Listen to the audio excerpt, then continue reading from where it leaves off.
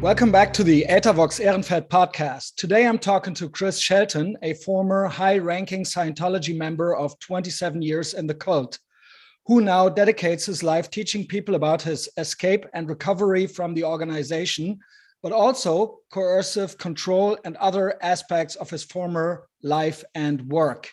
He is the author of Scientology A to Xenu, an insider's guide to what Scientology is all about.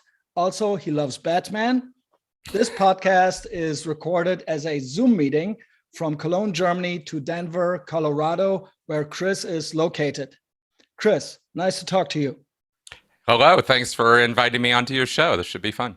Very good. So this is exciting for me. I'm aware of Scientology since the 1980s. I'm 44 now. So when I was a kid in Germany, I already had an awareness. And basically people would warn us, it's a cult. Watch out. They're going to talk to you. They're going to lure you in. I never understood how that worked. I have never been approached by a member in person.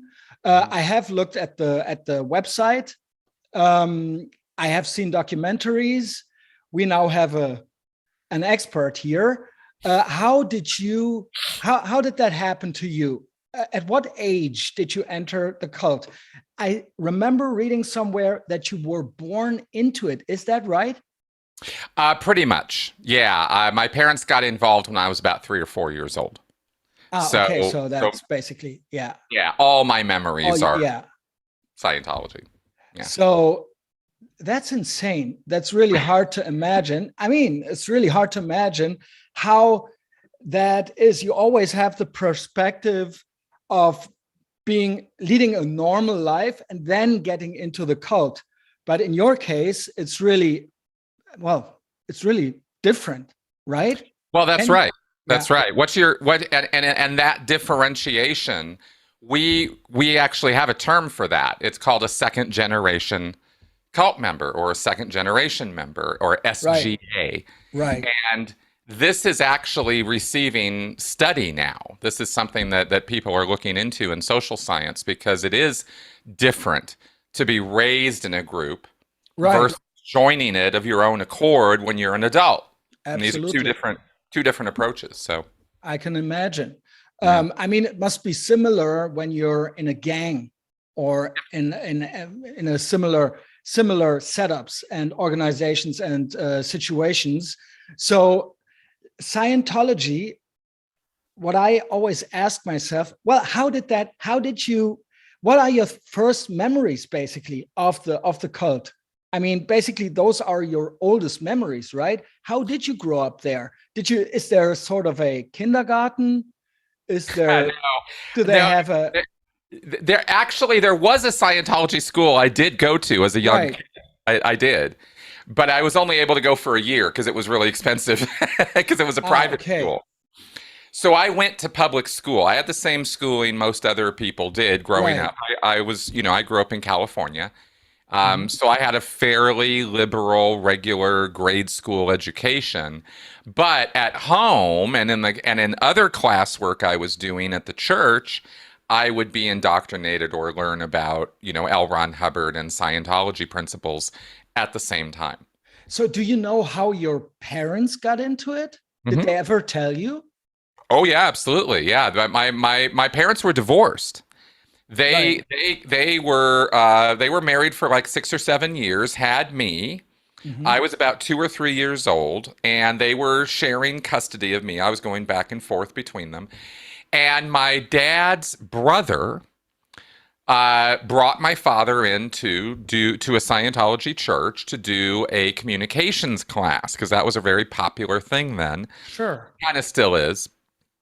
People can very easily agree that they need help communicating. Sure. Especially when they're having problems like a divorce or interpersonal problems or family problems. And my father came from a pretty dysfunctional family, and my mom did too, really, in many ways. Big families. My parents were raised, in my mom was the oldest of 9 kids. My father, I think, has 6 or 7 siblings. Mm-hmm. And they were raised in not great conditions. And so my father didn't have the best communication skills. And so his brother convinced him to sign up for this course. And he was already a full member, or did he only hear about the lecture? No, he heard about he had done the class himself, but he wasn't a full member, because that comes, I would say that comes a little bit later. Did they know what they were getting into, or were they just taking it? Okay. No. Sometimes so it wasn't really advertised. No.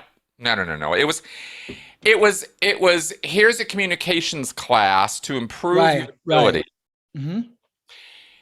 And once you do that and you feel, better, good about your communication skills, I understand.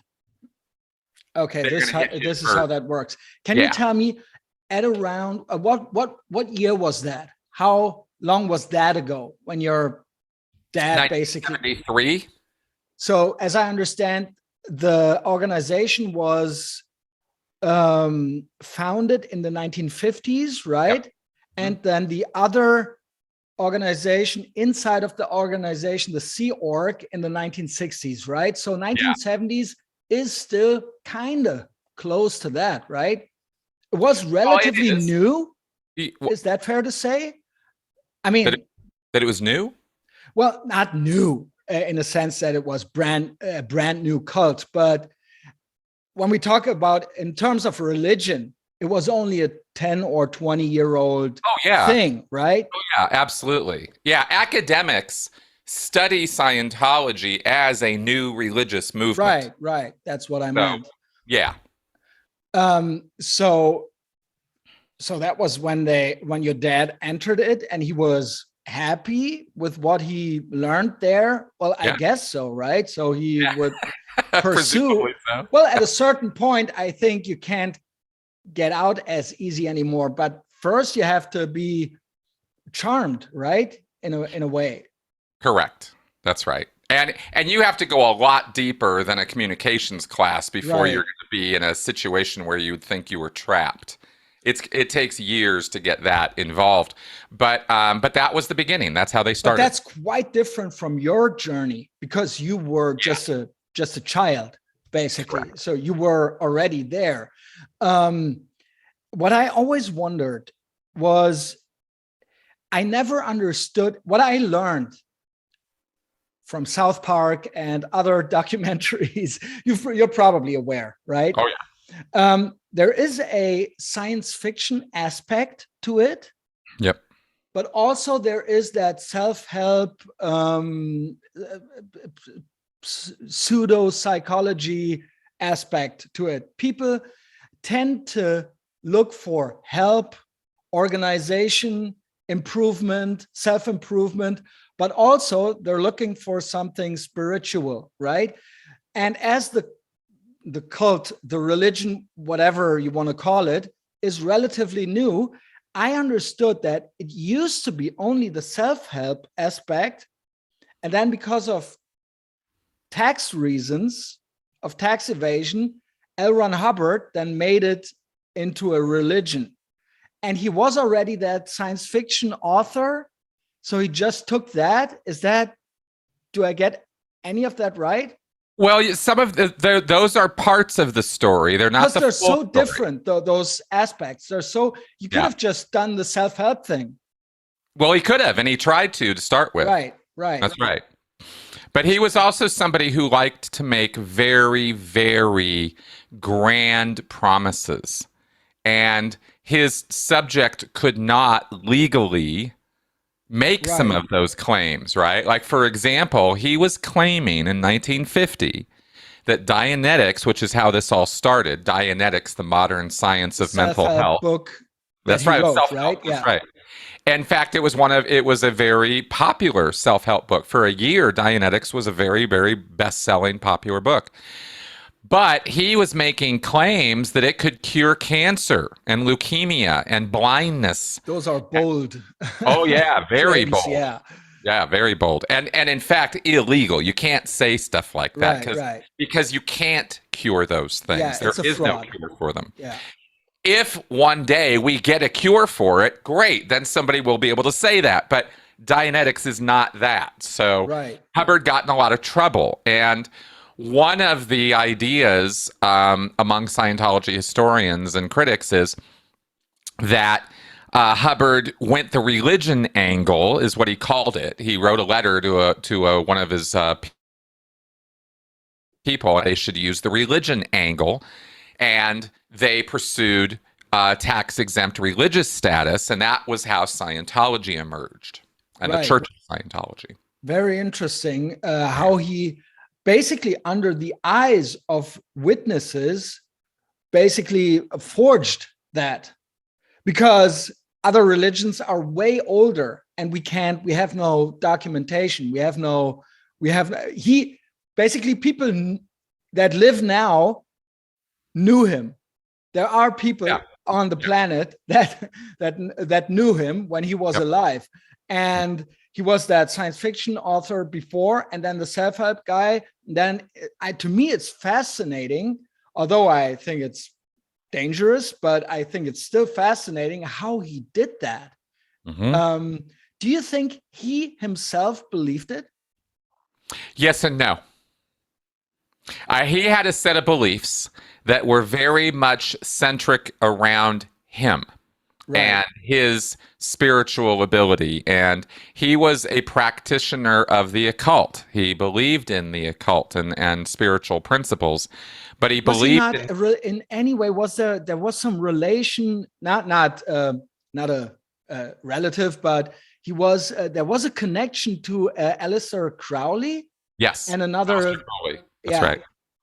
That's also fascinating. Well, that's the occult. That's the occult connection. It's not a small one. Hubbard claimed that Aleister Crowley was his good friend. They never met. Aleister Crowley did not like L. Ron Hubbard.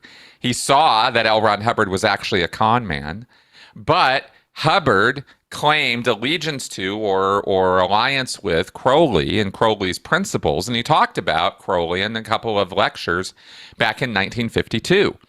So in public lectures, I mean, you can find this stuff. This isn't like arcane, hard to find stuff. Hubbard, I know, I've read somewhere that he was connected to a student of Crowley.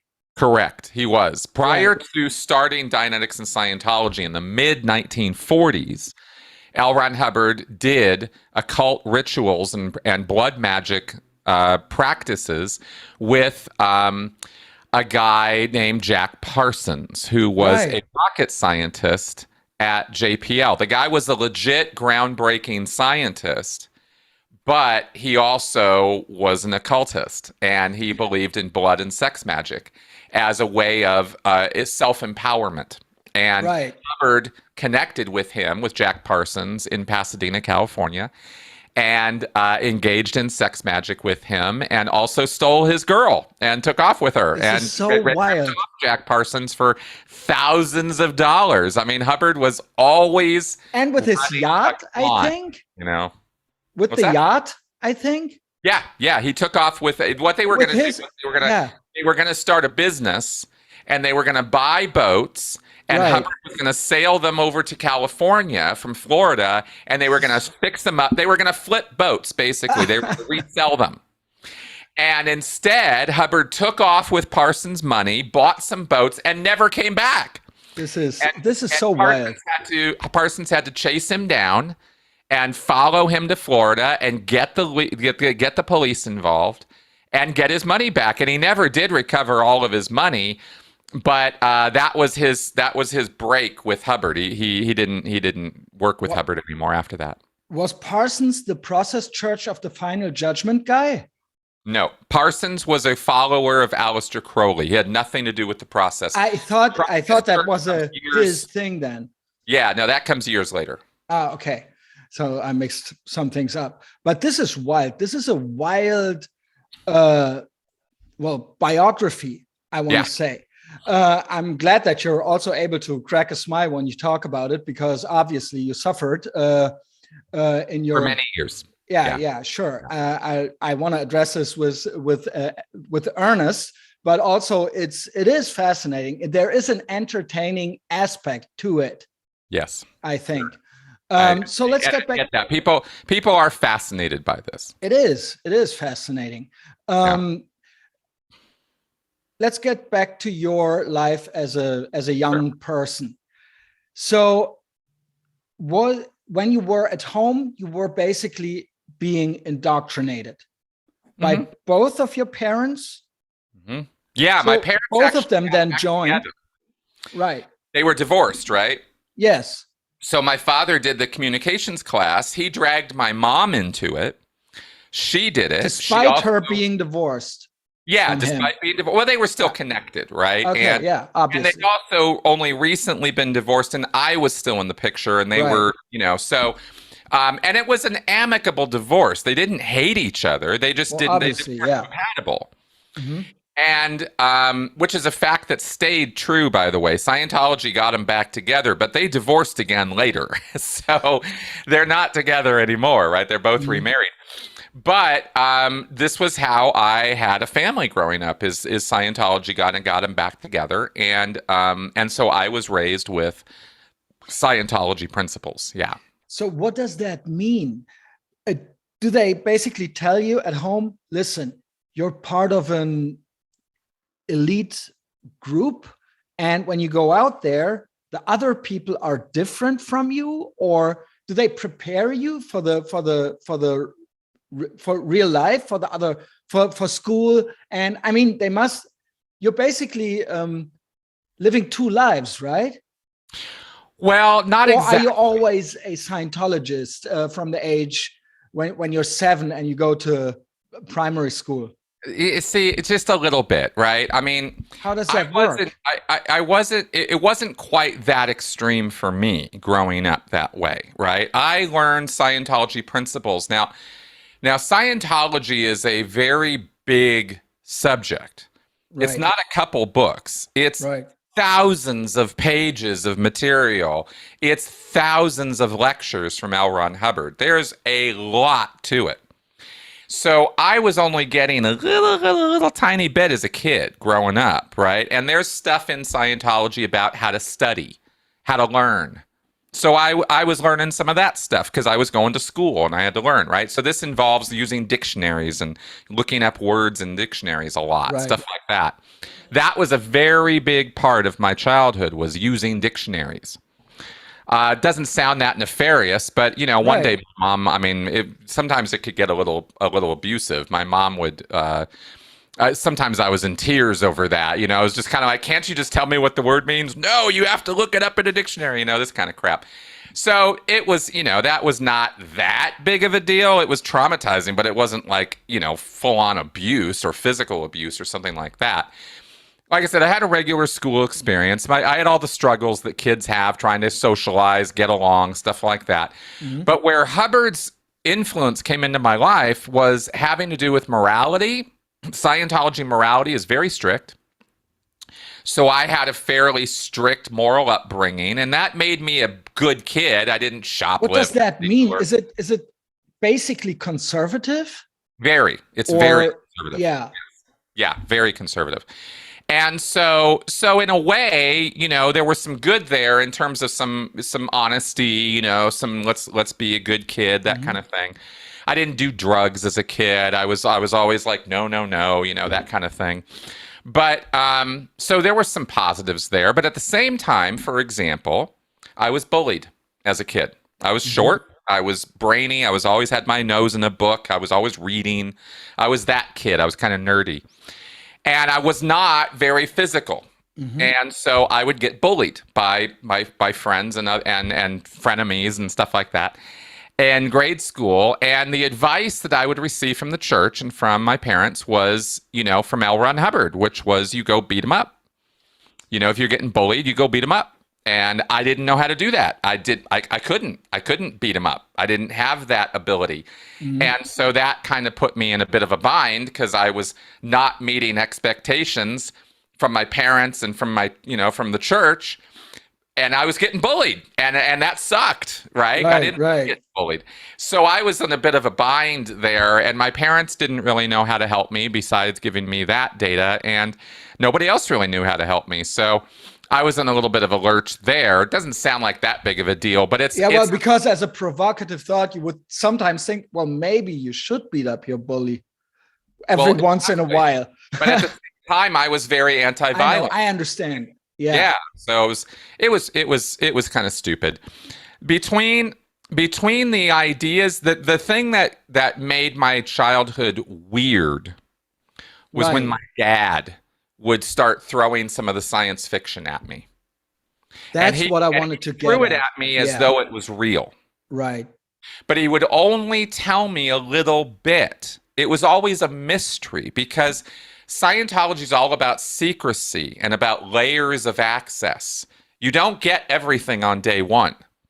You get it given to you slowly. And even as a child, growing up in a Scientology household and an environment where all my parents' friends were Scientologists. We didn't have non-Scientology friends.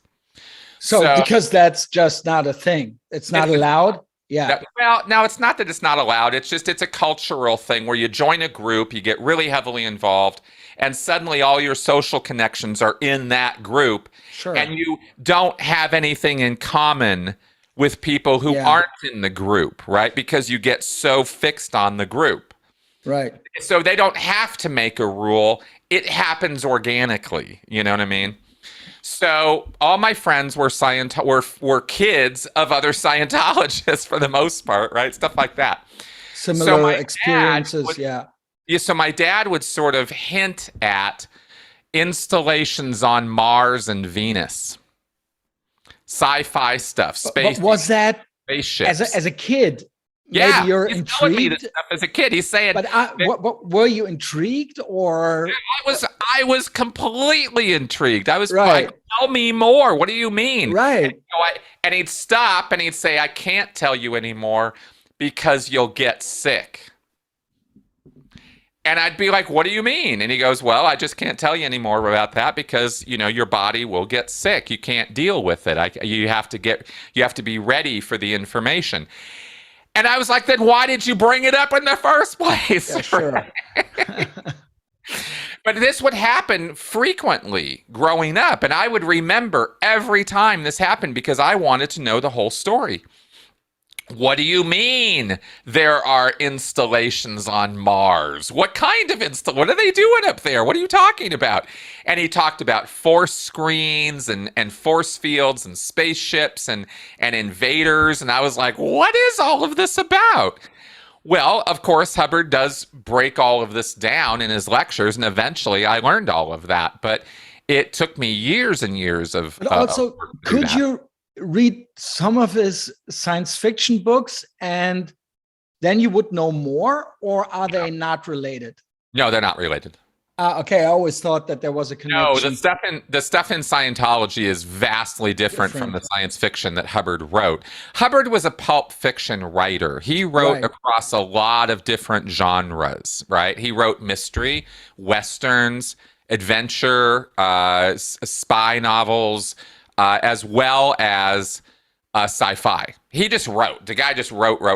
He even wrote romance novels. I mean, the guy he just wrote whatever came to him. Mm-hmm. He was a hack writer. He was not a good writer as a pulp fiction writer. It was a penny a word kind of writing. So you just fill up a lot of words and he could pound out stories. Sure. And that was how he made a living, but he wasn't really very good at it. And he wasn't really a very hard worker. He was incredibly lazy. So that was kind of his writing background. So none of us in Scientology ever looked to his fiction as factual information or we should be looking at.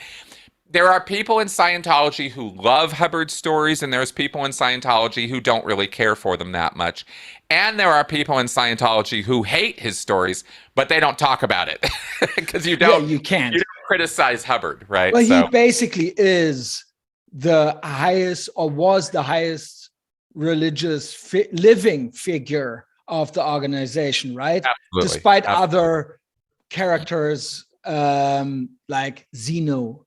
I mean, yeah, exactly. No, Hubbard, Xenu is just a character in a confidential story. Hubbard is the Messiah. I don't want to say the Messiah because it's not that kind of thing, but Hubbard is the deliverer of the truth. He's the discoverer and deliverer of the truth. And his word is the truth. It is. Yeah. Hubbard's not to be questioned. Hubbard is to be understood. So if you don't get it or you don't agree with it, you don't get it, and we're gonna keep working you over until you get it. And once you get it, of course you'll agree with him because everything Hubbard says makes so much sense. That's the idea that Scientologists have. Is it a little bit of the emperor's new clothes also? Because nobody would just dare to say that they don't get it, and everybody No, people say they don't get it, but there's a whole technique that's utilized in the Scientology classrooms to get you to get it. And you will kind of get browbeat until you agree that it makes sense to you and you understand it. Right. But that's a process. That's part of the indoctrination, and that's part of the reason why it's a cult, is because they will not accept that Hubbard could ever be wrong about anything. That is very, very important. So, so you will be made to get it. But sometimes it can take a while, And also it costs money. A lot of money. To get it. Thousands of dollars. Yeah. Right. And when you were a kid, so you did have an awareness that you were in the cult. You knew. Yeah. I mean, no, but none of us thought of it as a cult. But yeah, I would have called myself a Scientologist growing up. And it's not really any different than when you get raised in a Christian or a Jewish household. You are what your parents are, right? I mean, that's kind of how you identify and learn. Basically, that's what it is. That's how I grew up, right? It's just I was a Scientologist, and I didn't have any concept of how small or insignificant Scientology was. That's what I wanted to get to.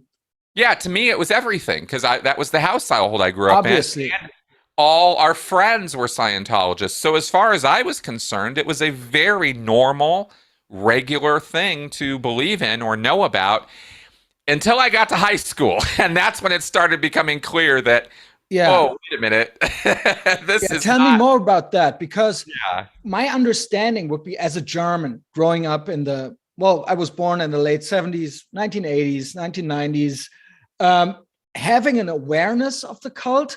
But as I understand, basically living in Southern California, it's a more tolerant place in regards to Scientology. Even if people are not in the cult, there's maybe a higher density of people that are in the cult there, and people are more, in lack of a better term, open-minded towards it, or people are more tolerant. Is that fair to say? It is, especially in the 70s. The 70s was definitely a more tolerant time for spiritual movements, and it was the heyday of spiritual cults. Right. A lot of new age culty stuff happened in the 70s. So people wouldn't look at you in a bad way because you were in Scientology. People looked at me in a slightly suspicious way. It was They did. Okay. Yeah, in the 1980s and 90s, Scientology was more of an unknown than it is now. I mean, the amount of exposure that happened in the 2000s was huge. Prior to that, most people didn't really have much of a clue what Scientology was about. So it was more of a question mark in people's minds. They weren't antagonistic toward it or angry at it because they didn't know anything about it. But so it was more like, what is Scientology? I've heard that word, but what is it? Right. But as a kid, I already had a kind of an idea. I didn't know anything about it, but I knew that it existed and that it is a cult. Yep. And that you had to be cautious. Well, Germany took a really negative reaction to Scientology as a whole. The German government really didn't like Scientology, and they don't like other organizations getting into their.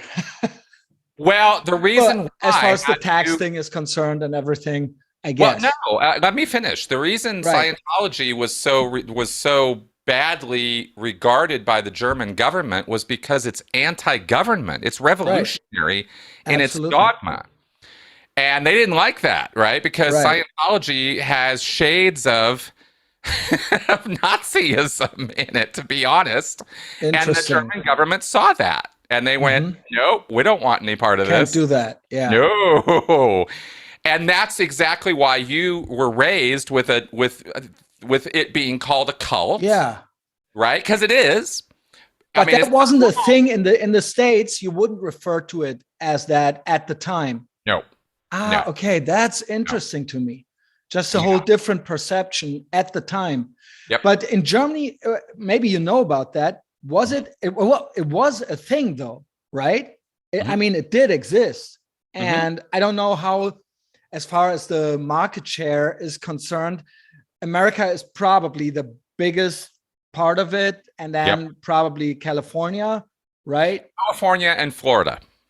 And well, all the sunshine states, right? That's right. Well, Scientology's spiritual headquarters is in Florida, in Clearwater. Interesting.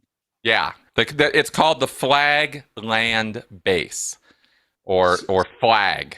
And Flag in Florida, in Clearwater, Florida, is where they have gigantic buildings and a ton of Sea Org Scientology staff, and so Clearwater, Florida, and Los Angeles, California are your two largest concentrations of Scientologists in the world. You dropped a couple of words or terms that I wanted to get to.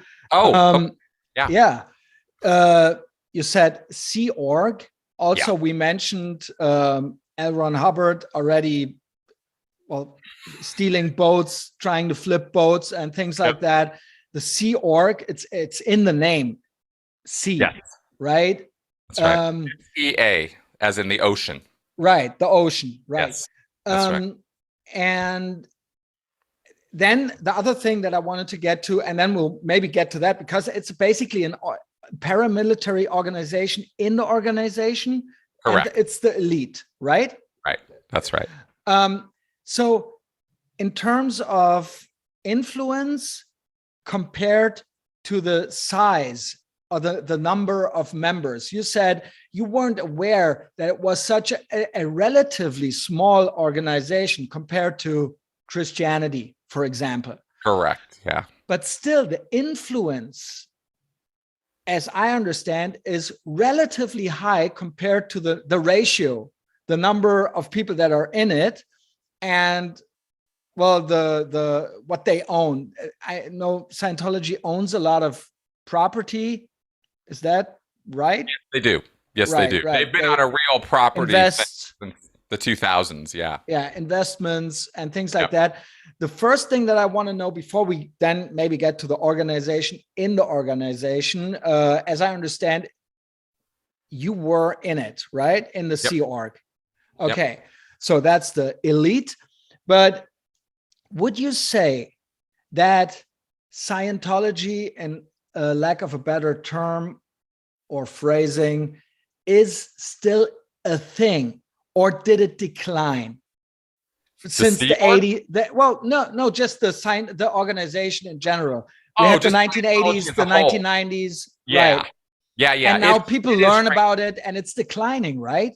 It is. Yeah, it's shrinking. It's shrinking quickly. Scientology's biggest period of time in terms of membership was the 1970s. And there was a resurgence. There was a schism, or a series of schisms or breakoffs in the 1980s. There was a huge internal kerfuffle and blow up, and the church almost destroyed itself in the middle of all that. And then there was a resurgence, and there was a marketing campaign that popularized Dianetics in the 1980s. But they never really got back to their 1970s heyday. And that was really their biggest success period. David Miscavige, took over the church after L. Ron Hubbard died in 86. And he's basically been leading it over a cliff ever since. But also, there was the 1990s were still kind of big, right? With all the celebrities.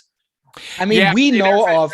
There's a difference between the actual size of Scientology and the exposure of Scientology. Right. It never got big again but it got talked about a lot more because of the celebrities. Interest in it, yeah, and the celebrities became a part of that. John Travolta was the first huge celebrity in the 1970s and 80s, and then Tom Cruise got involved in the 1980s, and he started talking about it in the late 80s and 90s, here and there, and then in the 2000s is when Tom Cruise got on the airwaves and started making a lot of noise about it. And that sort of backfired on him pretty spectacularly. Have you ever met him? I have not met Tom Cruise. I met John Travolta and some other celebrities. And how, I mean, you understand that that's interesting because they seem kind of off a little bit. Well, they are. They're Scientologists. Everybody. I mean, Tom Cruise is over the top in his performance as Tom Cruise. That's right. Do you think that's Scientology related, or is that just him? No, well, it's a little bit of both. Yeah. Cruise has always been a bit of an ego fest, but Scientology exacerbates that, right? Because Scientology tends to create narcissism. Mm-hmm. It'll actually develop it in you. And it creates an incredible amount of arrogance. Mm. So Cruise does not need any more of that. Right. He was already bad enough. He's a character. I mean, he's not a good person. It really needs to be understood that Tom Cruise is not a good person. Mm-hmm. What you see with Tom Cruise is you see a facade. You see a smiley face. He's you know, a lot of people think he's good looking, charismatic, whatever. Mm-hmm. He's a bit of a monster. The guy runs his life with Scientology, and he actually uses it to abuse other people, even his own family members. It's pretty gross what Tom Cruise. Yeah, we heard about that when he was married to Nicole Kidman. That's right. There were rumors. I can't confirm them. I don't want to be sued by Tom Cruise. No. But obviously that's interesting to people. Obviously, on the other hand, he is a very ambitious guy. Mm-hmm. He has had a great career so far. Mm-hmm. So has John Travolta. They will probably tell you that it is there an aspect that it might be true that it is because of Scientology, even if it's a bad thing. But do you think they just manipulated them into thinking it is? Well, understand what I'm saying? I think it's all the above. Being a super mega movie star is an awful lot of luck, connections, and talent brought together, right? And it really is a concatenation of a lot of different things. Scientology is only harmful in the big picture. It really doesn't bring a lot of benefit or help to a person. And we can break down exactly why that is. If you really understand it, then that statement's not controversial, right? Scientology is not something that really helps a person a whole lot. But it always takes credit for any good thing that happens to a person. So Scientology is always going to be Scientology handlers, who all of these celebrities have in their life. They are intimately connected with the church. They're joined at the hip.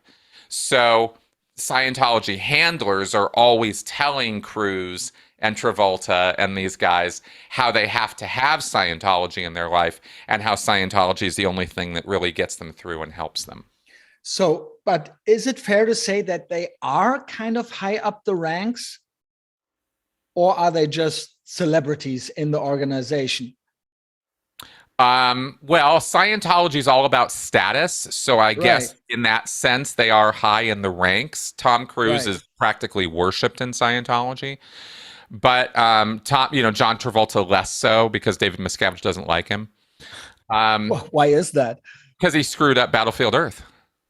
I looked at the trailer like the other week, and it's I decided to maybe watch it. I've never seen it, but maybe it's such a cringe fest that it could be fun. I don't know.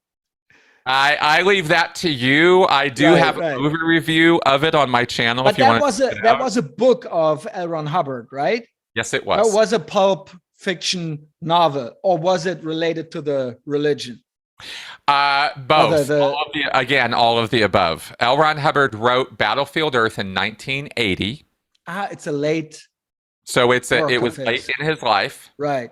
It's a single volume science fiction story, and there is a lot of Scientology principles in that book. Okay. Yeah, so, and it's a ridiculous story that was made into one of the worst movies ever made. And John Travolta is basically the guy who made that happen. Right. And he's not responsible for how bad it was. That was the writers and directors and Miscavige.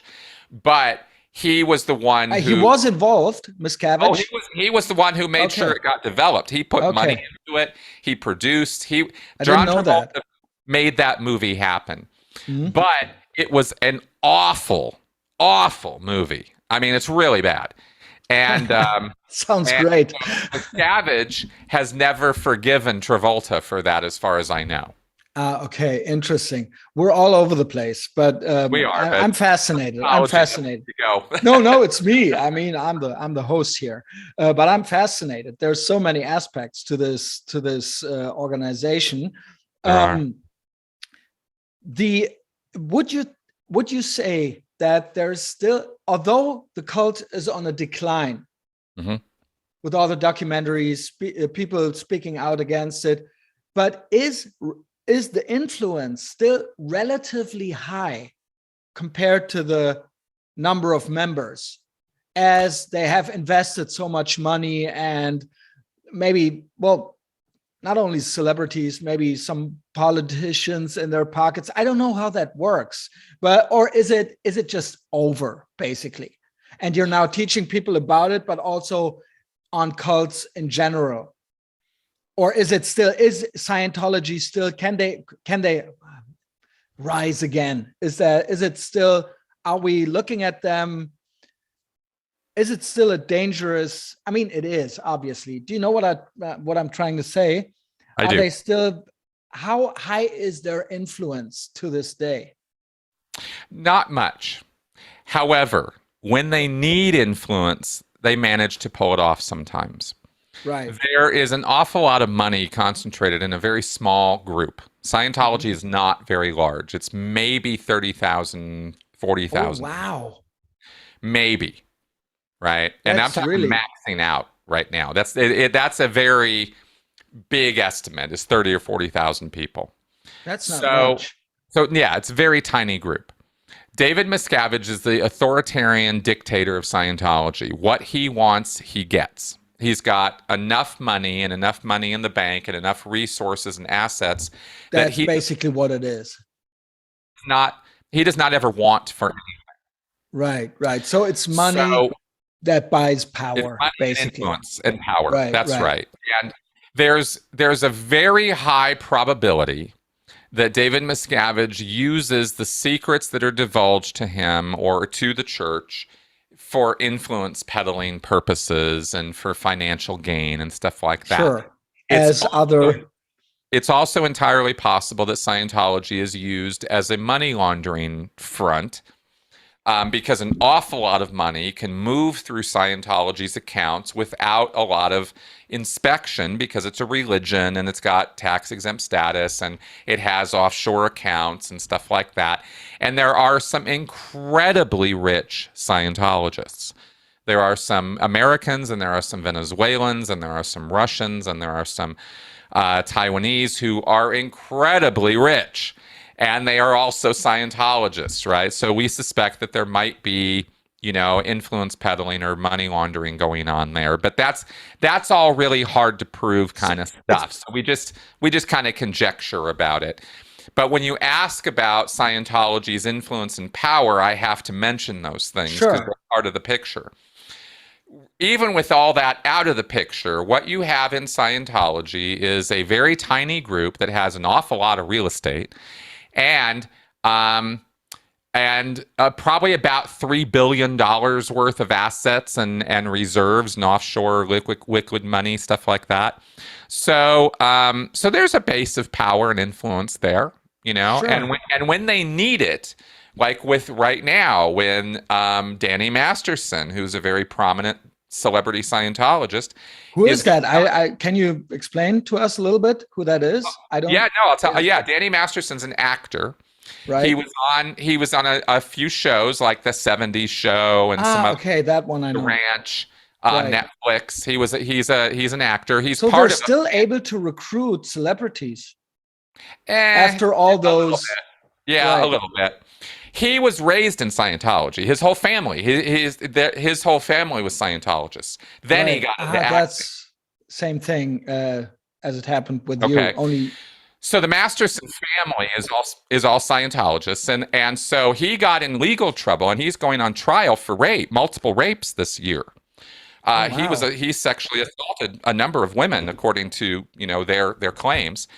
And so he's in a whole lot of trouble right now. And the church is paying millions to assist in his defense, because the church was also part of the cover-up of those sexual assaults. Oops. Yeah, oopsie. Right? Because some of the women who were assaulted were Scientologists. And here's one of the rules. You want to talk about rules in Scientology? Well, one of the rules is you don't go to the police. Mm-hmm. If you have a problem with another Scientologist, Scientology will handle that.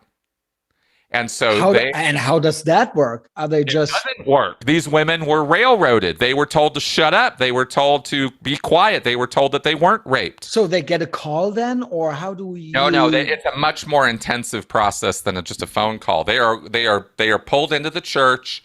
They're sat in a room. Sat down. They worked over. They get security checked, which is another Scientology term. It's a forced confessional, where they are made to admit that they are responsible for being assaulted because of what they did. They pulled it in. They are responsible. And so the church tried to pull this for years. They tried to suppress these women's stories and cover the whole thing up and whitewash it and protect Danny Masterson from any legal trouble. But the women persisted. They kept talking, and they eventually went to the police. Individually, they didn't even know about each other. Right. Just individually, they went to the LAPD, and the LAPD tried to bury it. Anyway, it was a long story, because the Los Angeles Police Department and the Church of Scientology have a very cozy relationship. And when I mention influence peddling, that's the kind of thing I'm talking about. Is they've been kind of cozy with the LAPD for decades. So this case is finally going to trial this year, and Danny Masterson's going to be in a whole lot of trouble.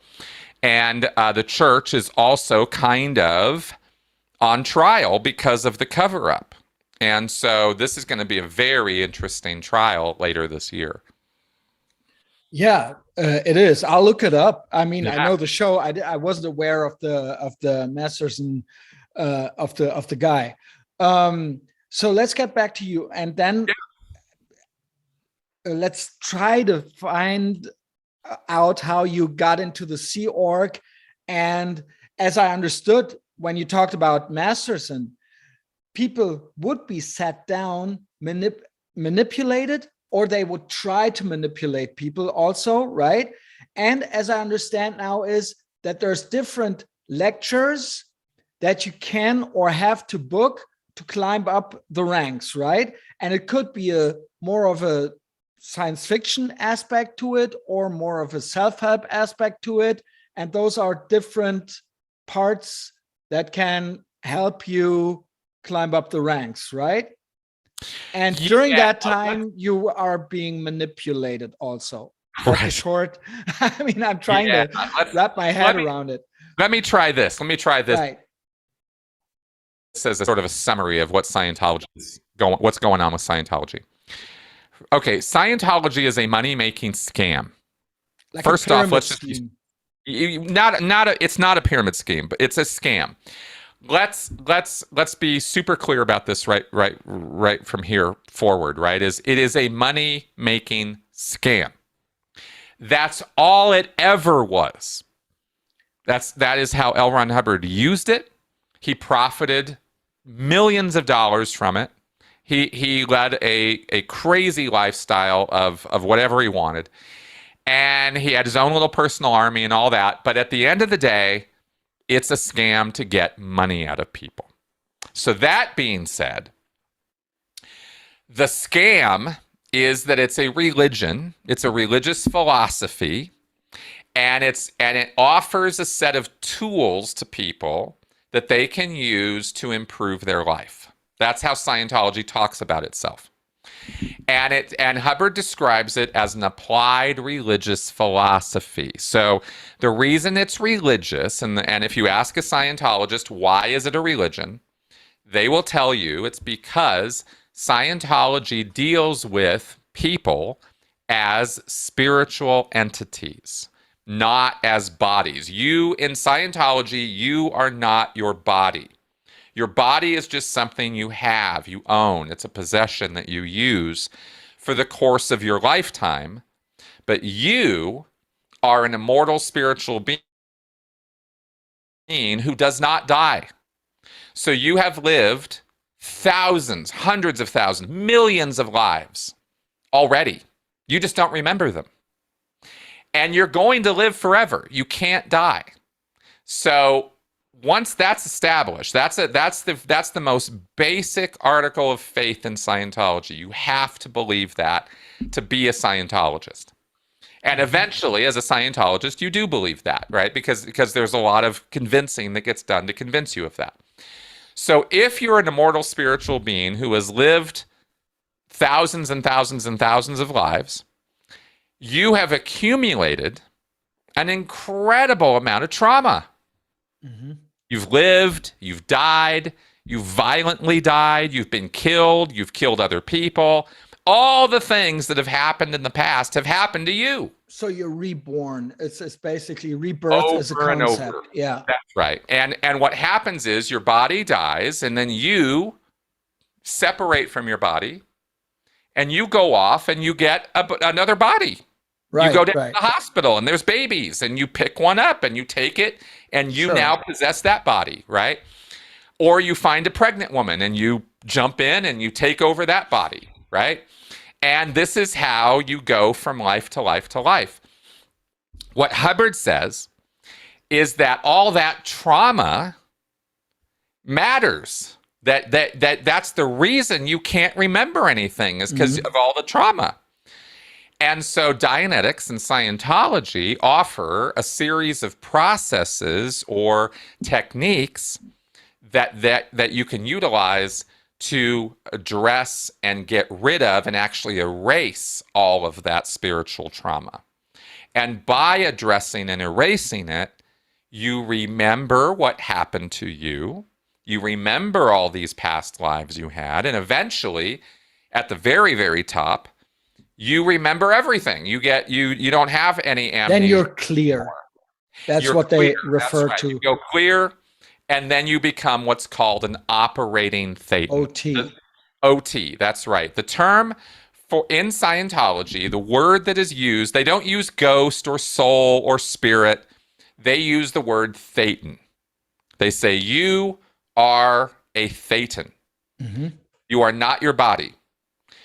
You're a spiritual entity, right? And that spiritual entity has no mass or wavelength. It's not matter, energy, space, or time. It's a spirit. It's a spirit. Yeah. But it's not even like ectoplasm or something. Like, it's not material. Right. It exists outside of the material universe. In other words, it's an awful lot like what most people think of as God. Okay, I understand. It always existed. It always will exist. It can't be killed. And this is kind of important because what Scientology is promising to do is rehabilitate you as a thetan so that you become God. Mm-hmm.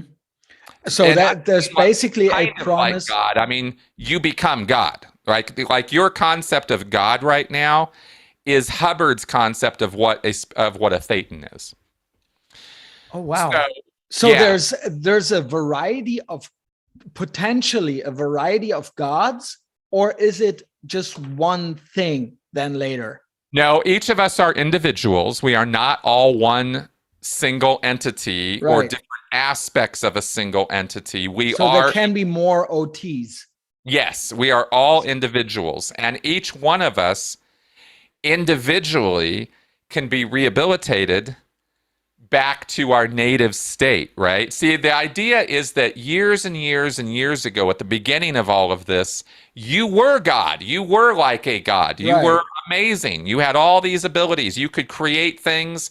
You could create matter. You could create a planet. You could play marbles with planets if you want to. You know, you're infinitely powerful. And interesting.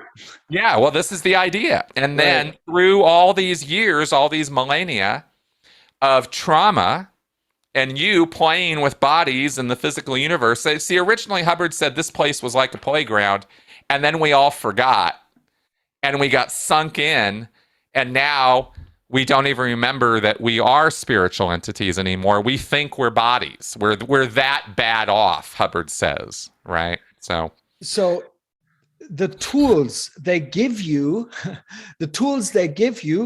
to step by step to scam you, but also to give you the impression that you're getting closer to being clear. You must at least have the perception that it works in a certain way. They can't just give you something that wouldn't work right away, because people would then say, well, it's a scam. To a certain degree, there must be some successes, right? I mean, it's also manipulation, I guess, but there must be some self-help aspects that kind of work, no? Because people want to go back and get more. What do you mean by work? I mean, I don't know. Exactly. That's the tricky part right there. I don't know what the title of the course would be then, if the people tell you, I can't communicate like your father did, and they would then help him to communicate. Would they? Is there an aspect that would have helped him, or not at all? No, of course there is. Otherwise, people wouldn't stay. Right. That's what I mean. But we have to actually evaluate what it means when we talk about something working or something helping somebody, because it's very easy to help somebody. It's incredibly easy to help somebody, right? It doesn't really take anything. I mean, if you listen to somebody, you can help them, right? Sure. There's lots of ways you can help somebody. I agree. Have you done what you said you're doing? In other words, I can help you and I can make you feel better, but does that mean I have rehabilitated you spiritually and erased psychic trauma you've been carrying around with you for millennia? No, of course not. No, of course not. But I can help you, and then I can tell you what I just did was I erased psychic trauma you've been carrying around with you for all these years. And you go, oh, well, I feel so good right now. Your explanation of what happened must be true because nobody else has ever made me feel like this before. So it must be that I've been carrying around all this psychic trauma and you just erased it for me. Well, that's the bullshit part. See, like I can help you and I can make you feel good. And then I can tell you anything I want as to why you feel good. And if you believe me, that's kind of on you, you know? I can feed you, for example, I could give you a drink with a hallucinogenic in it, and you could drink it and start feeling pretty weird, and I could start doing things with you and telling you I'm adjusting your spirit. Would they do things like that? No, they would not do something like that. I'm just giving you an example. I understand. Right? However, they do something very similar to that. They don't drug you, but they do give you an experience that is an awful lot like the same kind of experience you have when you're on hallucinogenics. It has to do with a euphoria experience, creating euphoria in you. And I can do that by making you remember things or walking you through certain traumas and like making hypnosis or what's that? Hypnosis, or how do they? Kind of hypnosis. That's right. Dianetics utilizes a hypnotic trance induction technique. So that's what. It doesn't work on everybody, but the people that it works on think it does miracles. They think it's amazing, you know? So that's what I'm so fascinated by, because there are obviously small aspects here and there, or hypnosis, ecstasy, whatever. I mean, not the drug, the experience. The experience that do happen. So it's not just. But what I'm trying to communicate is, just because that happens doesn't mean that it's doing what you think it's doing. Yeah, don't get me wrong. I'm not trying to say it's a good thing. I'm just trying to understand how people get into it and how they're continuously fascinated and drawn in. Right. When it would just be bullshit or BS all the time. Well, people don't understand themselves, right? And psychology is not like figured all this stuff out either, right? So we still have more questions than answers when it comes to who we are, why we act the way we do, what we're about. There's a lot of questions and not a lot of answers, but there's an awful lot of people who have come up with some bullshit answers and tried to sell them. I have answers. Yeah. I mean, you can come up with a lot of answers. It doesn't mean it's true. Sure. So people don't really understand why they have problems in relationships, why they have trauma, why, this kind of thing, right? It's called being a human being. Exactly. Yeah. Being a human being. That's right. And so because they have questions and they have experiences that they don't understand, or they have things about themselves they want to fix, somebody like L. Ron Hubbard comes along and goes, oh, well, that's easy. It's your thetan, see? And it's just all this trauma you're carrying around. And so what we're going to do is we're going to sit you in a room and we're going to have you go back through your trauma, and we're going to have you tell us about it over and over and over and over and over again. Well, it turns out this is something that psychology tested years and years ago. It's called regression therapy, and there's other words for it, abreaction therapy, stuff like that. This is old school psychoanalysis, and we already studied it, and we already know it only works on this many people, but it can help some small percentage of people. However, when I say the word help, I'm talking about helping them in a laboratory, clinical sense. In Scientology, that's not what they're doing. They add all this other crap that Hubbard invented out of nowhere, like a thetan. I mean, you can't. What am I supposed to do with a spiritual entity called a thetan that doesn't exist in the material world? That's faith, man. That is belief. That is not right. So Hubbard calls that science, and he could not have been more wrong. It has nothing to do with science. And through then we get into the technique of Dianetics and Scientology, which is trance induction. And when you put somebody into a trance, how do they do that? Is that the hypnosis thing? Yeah, that's the hypnosis thing. Right. And when you put somebody into a hypnotic trance, they become suggestible. What I always wondered was, people come to see these, or they seek out these classes, these courses. That's how they get into it. But at a certain point, does Scientology tell them, well, people would say, I can't communicate. Please help me.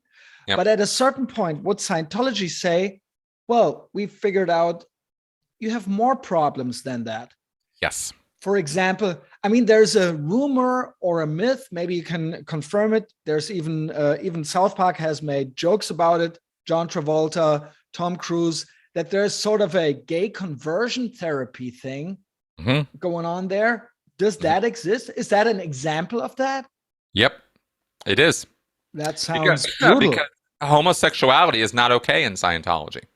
So would people go there and say, well, basically, I'm gay, can you help me? Or would they say, listen, you're a gay person, we can help you, or we should address this? Or how does that? I mean, that's only the one thing, because that gay conversion therapy seems so brutal. And there's those myths around it. But there's probably other things that they do it with, right? Yeah. Personality traits, or... Yeah, that they then basically assess and then say, well, you got to change that. Yeah. Is that fair to say that that's how it works? And then you have to basically work on it? Yeah. I mean, that's fair to say. It's kind of individual for each person. What do they do then? I mean, Well, there's a number of different approaches they can use in order to try to audit the gay away. For example, yeah. Well, they could try to address your evil purposes, right? One viewpoint about homosexuality or LGBT activity in Scientology is it is counter survival because it doesn't produce babies, right? This is old school 1950s thinking, by the way. This is basically not Christianity. Yeah, I mean this is 1950s stuff. Right. In the 1950s, homosexuality was still classified as mental illness. Right. I mean, all the way up until the 70s, it was, right? I mean, psychology was kind of off the rails on this too. So Scientology was really just a product of its cultural times and thinking and morality. And it never evolved past that. It can't, because L. Ron Hubbard's writings can't be changed. So they still follow that 1950s kind of thinking that it is a perversion and a kind of mental illness that you have, and auditing can deal with that. And the way that auditing deals with that is they say, well, look, you're an immortal spiritual being who's had lots and lots of bodies. So when you have a body, you should be representing the sex and gender of that body. Now, this doesn't make any damn logical sense, but it springs from the 1950s and that morality. So, so according to Scientology's moral principles, you are off the rails if you are engaging in LGBTQ activity, and that is wrong. That's out ethics. That's an ethical dilemma. It's a moral transgression, right? And so they're going to treat it that way, in the same way that if you came in and you were a pathological liar or you were a thief. What would they do then? With a thief or a liar? I mean, same thing. I mean, you shouldn't lie and you shouldn't be stealing things, but how would they deal? That's what I'm asking. I mean, obviously, being gay is accepted nowadays. Being a thief is not. But in both cases, I ask myself, how would they deal with it? Or in lack of a better term, what do they sit the person down and yell at the person, or do they electrocute them, or I don't know. I have no idea. No, they don't electrocute them. What they do is they do sit them down, but it's a process. You see, it's not like there's a one and done with this, right? I mean, homosexuality is a very invasive part of a person's personality. It's who they are. So what Scientology does is it treats it as though it's some kind of a mental illness that you have. And so what they do is they first get you to confess to and write down or otherwise confess to all the times that you've been engaged in that kind of activity. Right? What have you been doing? Who you've been doing it with? What did you get up to? They get all the details. They want all of it, right? And the idea is that by you confessing it, you are sort of getting that off your chest, right? And you're coming honest and clean and being a good, upstanding citizen. And then they're going to try to deal with those urges or compulsions that you have to act that way, whether it's lying, stealing, or homosexuality, same thing. And the way they're going to go about dealing with that is they're going to audit you. They're going to do Scientology counseling or auditing, and they're going to address this is basically therapy, Scientology therapy. Yeah. Correct. This is Scientology therapy. And what they're going to try to do is address times in your life, early in your life or in your past lives, where you had evil intentions toward the target of what it is you're doing. So if it's homosexuality, for example, then they're going to look for times where you tried to destroy a species or hurt. If you're a man and you're trying to be a woman in your current life, right? You're homosexual. Then they're going to look for past times where you did things, moral transgressions against women. Right. And they're gonna look for that, and they're gonna try to find evil purposes that you have towards women or towards men or towards sex or towards the sexual act or anything else. They're basically, they're basically what it is then is they're shaming people. In a way, they shame you into complying with the way they want you to act. And then they try to dig in and core out of you why it is that you feel compelled to act that way in the first place. And at the same time, they have a file of you. Oh, yeah. All of this that they could always use. Yes. Because you have to tell them everything. Correct. Scientology is a confession culture. It's a snitch culture. Scientologists sounds like Stasi to me. Well, it should, because that's exactly what it's like. It's a reporting culture. You get written reports on each other. People are spying on each other. They watch each other. It's very Orwellian. So at what age did you then start taking these courses? I started taking my first classes when I was about 8 or 9 years old. Classes, Yeah, that was the very first very class. Very early. Yeah, very early. They have kids courses in Scientology. Do you remember it? Yeah. What was it? Yeah, it was a communications class. Oh, okay. Yeah. Oh. See, it sounds harmless. Very much when I was a kid, though. I hated it. I was bored as hell. I did not like it. Well, it does sound harmless. And that was the first thing. So basically your parents pay for it, or how does that work? Yeah, my parents paid for it. Yeah. And then? And by the way, it's not harmless. Let's be clear that sitting for hours on end staring at somebody else is not a harmless thing. Sure. Yeah. It's trance induction, and it puts you into altered states of consciousness, and that's what they already did with you at age 9 in the class. Yep. Oh wow! Well, that must it's a standard thing. It's part of their communications class. Is you sit in a chair across from another person, about 3 feet apart, and you just sit staring at each other for hours. You just sit in the chair. You don't move. You can't fidget. You can't move. You can't blink. And you're just supposed to sit there and stare at this other person.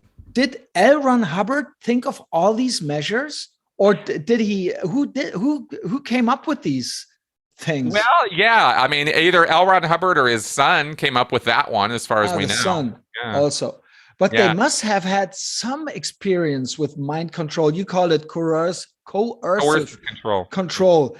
I mean, they didn't just make it up, right? I mean, there's some method, but there's some method to it to manipulate people. There is. Oh, absolutely. I mean, yeah. But you can just discover. Okay. You can study coercive control, brainwashing, manipulation techniques, advertising, propaganda, but you can also evolve this stuff organically just through experience, and most narcissists do. I mean, you just kind of learn what works and what doesn't. And when you're a predator, and L. Ron Hubbard was a human predator. He was somebody who actually looked at other people as prey. And when you have a predator type person, right, whether they're a narcissist or not, you know, narcissism is its own thing, right? But being a human predator is like a human shark. It's somebody who runs around and they just take advantage of other people, and that's all they do. Yeah, there's so many studies on psychopaths where they would just intuitively know what to do with a victim, and also they could recognize victims. That's exactly. There's studies on that. They can see if a person has ever been victimized when they see them walk in or something like that. Well, let's not be magical about it. I mean, it's not quite. No, there was that one study in a forensic clinic where they would take psychopaths who were in the clinic, and they would show them footage of people walking along a hallway, and some people were victims and some people weren't. And the psychopaths could figure out only by looking at the footage who the weaker or who the victim mentality people would be. Body language cues and stuff like that. That's right. That's fascinating to me. That's right. So, I mean, I don't know if that's got anything to do with L. Ron Hubbard, but maybe he was able to just see something in people in a way, victims or. I mean, Hubbard was not great at it. He messed up lots and lots and lots of times, but it's again, you sort of learn as you go, right? You sort of pick things up as you go. The thing about Hubbard was he was very dominating. Hubbard was a dominating personality. So if his shtick wasn't working on you, then he would just dismiss you and get rid of you right away.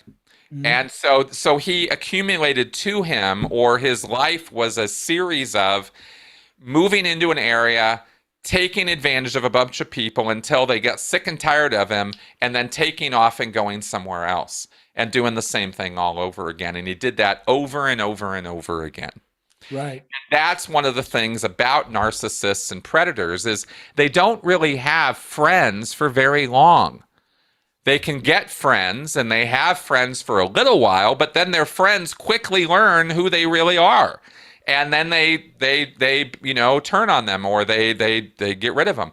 And that's kind of one of the pattern behaviors of these kind of people, like an L. Ron Hubbard, that you can kind of tell what's going on with them. Is they sound good, they sound like the life of the party. They say sometimes they're very charismatic, but their life is just a trail of ruin, Right. And that was L. Ron Hubbard's life, Have you ever met him? He did know how to manipulate people on a short-term basis. Like, for example, he was a serial philanderer. He slept with everybody. I mean, he was that kind of guy, So he wasn't that conservative. No, not really. But he preached conservatism. Hypocrisy is one of the key core elements of human predators. They'll say one thing and do something else, right. Sometimes blatantly so. Well, other religions have things like that no going on as well. No shortage of predators in religion. Yeah. So have you, just on a side note, have you ever met him? I did not ever meet L. Ron Hubbard, no. We're probably really young when I was. Yeah. Yeah. He died when I was 16. So at what point, so you start taking these classes, at what point did you realize that that you want to climb up the ranks, that you're trying to make a career out of it and not just a religious side thing? I mean, it's not a side thing, but at what point do you realize? Yeah, when I was 17, I got recruited. I graduated. Okay, that's how that works. Yeah, I graduated high school, and then they did sit me down for days and worked me over, showed me a bunch of L. Ron Hubbard quotes, talked to me. They did what's called love bombing, where it's a special.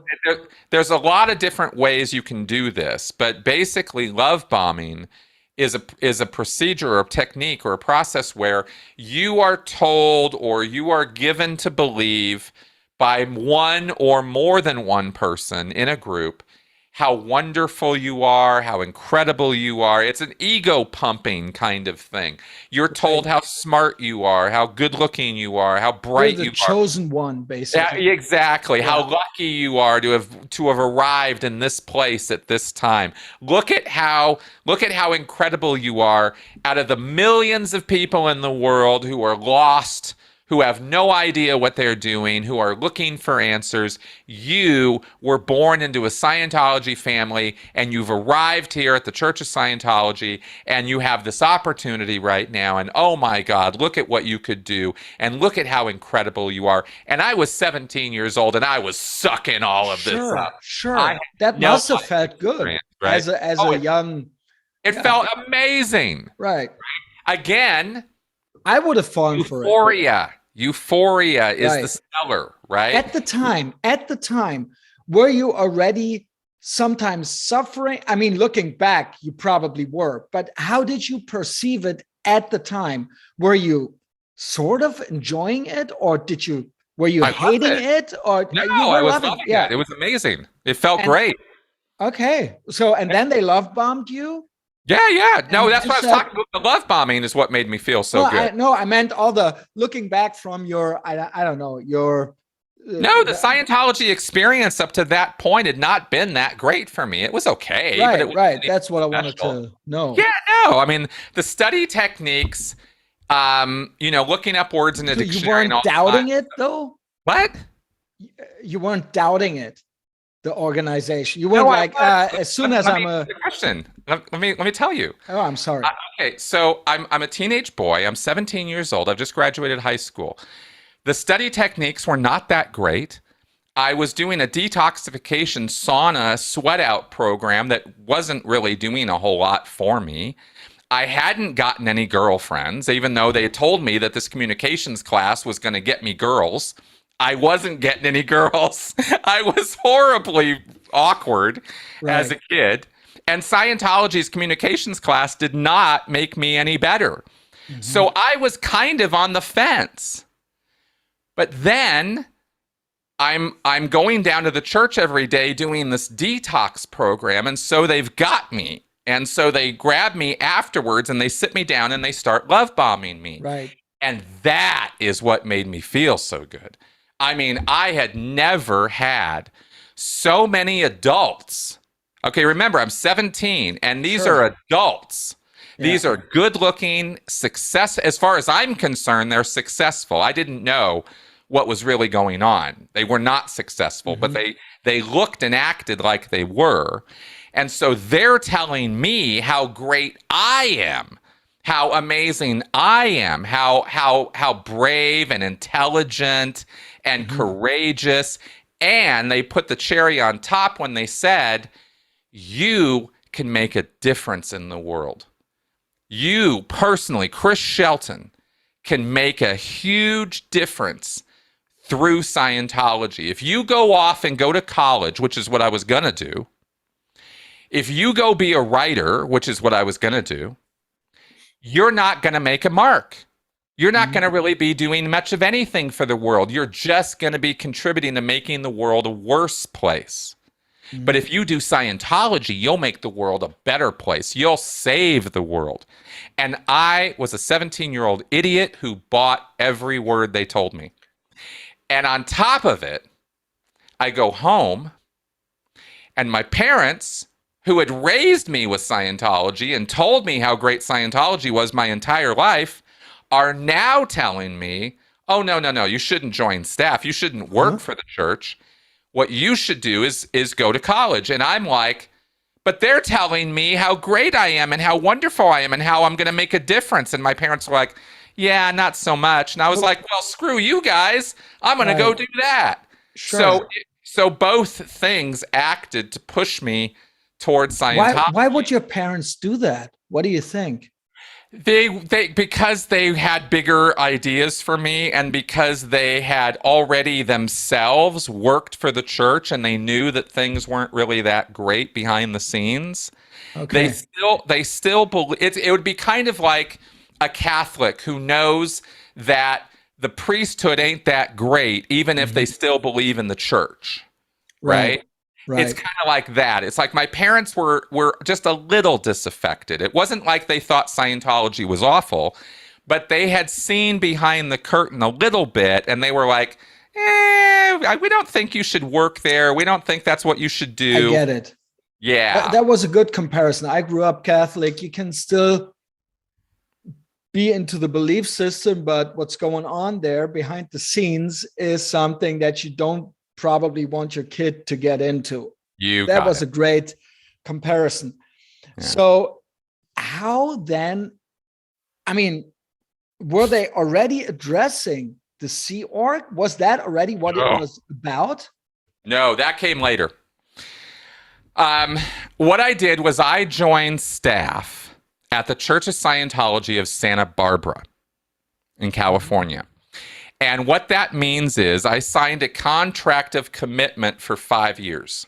I was only going to work for 5 years. That was the commitment that I made.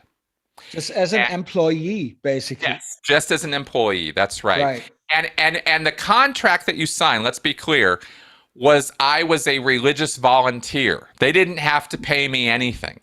Oh, wow. So how would you live there and they give you food, or? No, I had to have another job in order to make my rent and pay my bills. Basically a night job and a day job. Right. Yeah. So did you enjoy it at all? Probably not, right? They told you they love bombed you, but then the reality was it was just hell. It sucked. So I wasn't getting paid. It was a struggle the entire time. I was getting 5 years at that age is a lot. Oh yeah. I mean, it was 8 years. It ended up being 8 years. Right. And it was hell the whole time. I mean, I was always working. The only time I wasn't working was Saturday and Sunday night. What was the work? Well, I was working at the church and I was running the classroom. So I was basically like a teacher or what was called a course room supervisor. That was mostly what I was doing. So I was the guy who was imparting Scientology to other people. I was teaching Scientology. And when I was working about 40 to 50 hours at the church on a volunteer basis, I was getting paid maybe 20 to 30, 40 bucks a week. I mean, it was not a lot of money. Wow. So I had to have a whole nother day job, right? Sure. So I was working at the church on nights and weekends, and I was working a day job, 40 hours a week, and I was doing clerical work or admin work or sales work. I went through a lot of different jobs. Right. Trying to support myself while I could still work at the church. And the primary focus of my life was Scientology. The job was just to give me money, but Scientology was my mission. And I was very committed. I did not enjoy the working conditions. I did not necessarily even like everybody else who worked there. But I believed that what we were doing was important and that it mattered. And I actually bought all the bullshit about saving the world. Mm-hmm. So I was committed. But after 8 years, I was a little tired. You know? Sure. I totally get that. The thing is, how did they then perceive you to still be into it? I mean, at a certain point you're getting paid, right? After those 8 years, was it not as the Sea Org member, maybe you got paid nothing? Well, yeah, see, it actually got worse.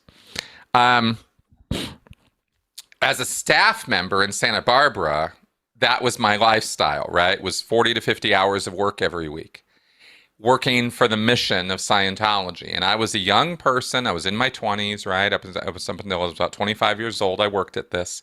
I didn't really have a social life. I didn't really have friends outside of Scientology. I just had what I was doing. Mm-hmm. And I started to get kind of burnt out after 8 years of this. In fact, I got very burnt out. But instead of re-examining my life and going, well, maybe this Scientology stuff isn't everything it's cracked up to be, see, that never entered my mind because I'd been raised with it. Right. So you're 25 at the time? What's that? You're basically 25-ish at the time? Yep. I'm 25. I've done 8 years of staff. I've got no girlfriend, no social life, no real much of anything, and I'm not happy. But I never questioned whether Scientology worked or not. That was not the thing that I was questioning. What I was questioning is, what am I doing with it? How is it that after 8 years of this, Santa Barbara, the city of Santa Barbara, Scientology was no bigger. We weren't expanding. We weren't taking over. We weren't saving the world. And I thought, I'm not achieving my goals. I'm not really making this happen. So what do? So instead of doing the sensible thing and leaving, you blame yourself. I doubled down. Double down. That's right. Yeah. And what I did is I signed the billion-year contract. That's a lot of years. Yes, it is. How do you get out of that? No, how does that start?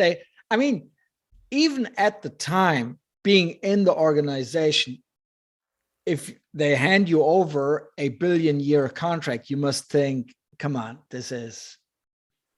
Well, remember, we all believed we're immortal spiritual beings, right? Sure, yeah. Okay. So the billion-year thing is kind of symbolic. I mean, nobody really thinks through a billion years, right? Because it's kind of a number that nobody can really imagine. I mean, you kind of get a concept of it, but really nobody really can grasp how big that number is. It's a symbolic. It's a symbol, exactly, right? And it's a symbolic gesture of the ultimate commitment. You are certainly, as a Sea Org member, the one thing you can say for sure is you are committing the rest of this life to what you're going to do, right? You're saying for the rest of my life, obviously, yeah, this is what I'm doing. And Whether it's going to mean your next life and your next life, sure, of course it is. But we don't really think about that too much. What you think about is the here and now. And you really don't have a lot of time in the Sea Org to be thinking about the future because, believe me, once you get there, all you're doing is working. That's what I'm really interested in, because it's a very secretive, everything is secretive about Scientology, but the Sea Org, that's another level, right? At this point, did you ask them, or did they again approach you for the Sea Org? Actually, they had approached me a few times over the years that I'd been a staff member to be a Sea Org member. They had tried to recruit me to join the Sea Org. Because not everybody can do it, right? Well, no, not everybody's qualified, and not everybody wants to for obvious reasons, right? And I was one of those people. I just didn't want to. I was fully qualified, but I just didn't want to. It wasn't my thing, right? I don't want to spend the rest of my life doing this. Did you know what it is at the time? Do people know, or do you then get told? Or is it common knowledge what's happening in the Sea Org? No, you find out, but the Sea Org is... Yeah, what is the Sea Org? The Sea Org is an awful lot like going to work at the Vatican. Like, about it. Comparison again. Yeah, it's a good, and it really is analogous. It paints a picture, yeah. Yeah, because you have this idea of what it must be like in the Vatican, but odds are you're dead wrong. When you go to the Vatican and you live there, you find out it's a very different thing than what you thought it was going to be, right? There's probably infighting and politics and cultural stuff and rules that you don't know anything about and all kinds of harsh bullshit you got to put up with that nobody outside the Vatican really knows about. It's that kind of thing. So the Sea Organization, or the Sea Org, was set up by L. Ron Hubbard as his own private army in 1967. And it's as you said, it's a paramilitary group. It models itself after the Navy. L. Ron Hubbard was in the Navy, and L. Ron Hubbard was also a legit master mariner. The guy actually could sail, and he could sail. Okay, and he loved the ocean. He loved the ocean. That's his backstory tells you some things about that. Yeah. Yeah, he was always into sailing. He liked going out on boats. He sailed up to Alaska. He sailed around. He legit knew what he was doing on the water. So when the church's tax exemption was revoked in 1967 in the United States, and when Hubbard was under an intense amount of scrutiny in the United Kingdom, which is where he lived at the time, by the government there for this whole culty thing he was doing, he took off and he went on the water. He bought a couple boats and he brought Scientologists with him who were dedicated to him, and he started what was called the Sea Project. And that went for a year through 1967, and at the end of 1967, he converted that into the Sea Organization. And they have ranks and ratings just like the military does, and they have uniforms, and they dress up in naval outfits, and they have the campaign ribbons and the uniforms and the caps and all that stuff, and they kind of look like Navy guys. And I was part of this group for 17 years. Okay, so I had ranks and I had ratings, and yes sir, no sir, how high sir, and there's a boot camp kind of thing. Were you armed? No, we did not have weapons. Okay. We were supposed to be trained in martial arts and judo, and there was a little bit of that, but there was not a lot of emphasis put on weaponry. The emphasis of the Sea Organization, and the reason why it's a paramilitary outfit, is because the emphasis is on self-discipline, on esprit de corps, on the group is senior to the individual. The Sea Org is your life. You are dedicated to this cause, and the cause is to uphold and forward and carry out L. Ron Hubbard's intentions. That's what you're dedicated yourself to, right? Is what's in the Sea Org, they call it command intention. L. Ron Hubbard is command. He is the leader. He's the commanding officer, right? Oh, for sure. And so your job as a Sea Org member is to uphold and forward and carry out what L. Ron Hubbard wants. Now, L. Ron Hubbard died in 1986, and so David Miscavige took over. And now David Miscavige is command. Where did he come from? So what David Miscavige wants is what David Miscavige gets. Yeah, sure. Where did he come from? Was he a protege of? Yes. Yeah. He was a Sea Org member. He joined this. He himself joined the Sea Org when he was like 16 years old. Right. And he immediately got up. He very, very quickly rose up to working right under L. Ron Hubbard. He was what was called a Commodore's messenger. L. Ron Hubbard took the title of Commodore, right, as a rank, as a title. So L. Ron Hubbard was the Commodore of the Sea Org. And the people who worked directly under him and served him and delivered his messages and all of that were called Commodore's messengers. Very high-ranking Scientology Sea Org members, the highest, right? They were right under L. Ron Hubbard. And David Miscavige was one of those Commodore's messengers. And in the 1980s, he rose up in the ranks and got himself right in the position of power, so that when L. Ron Hubbard died, he was the one who got himself into the power position and took over Scientology. So interesting that there's only the original guy and now him. Yep. And not anymore. Nope. Yeah, that's interesting to me.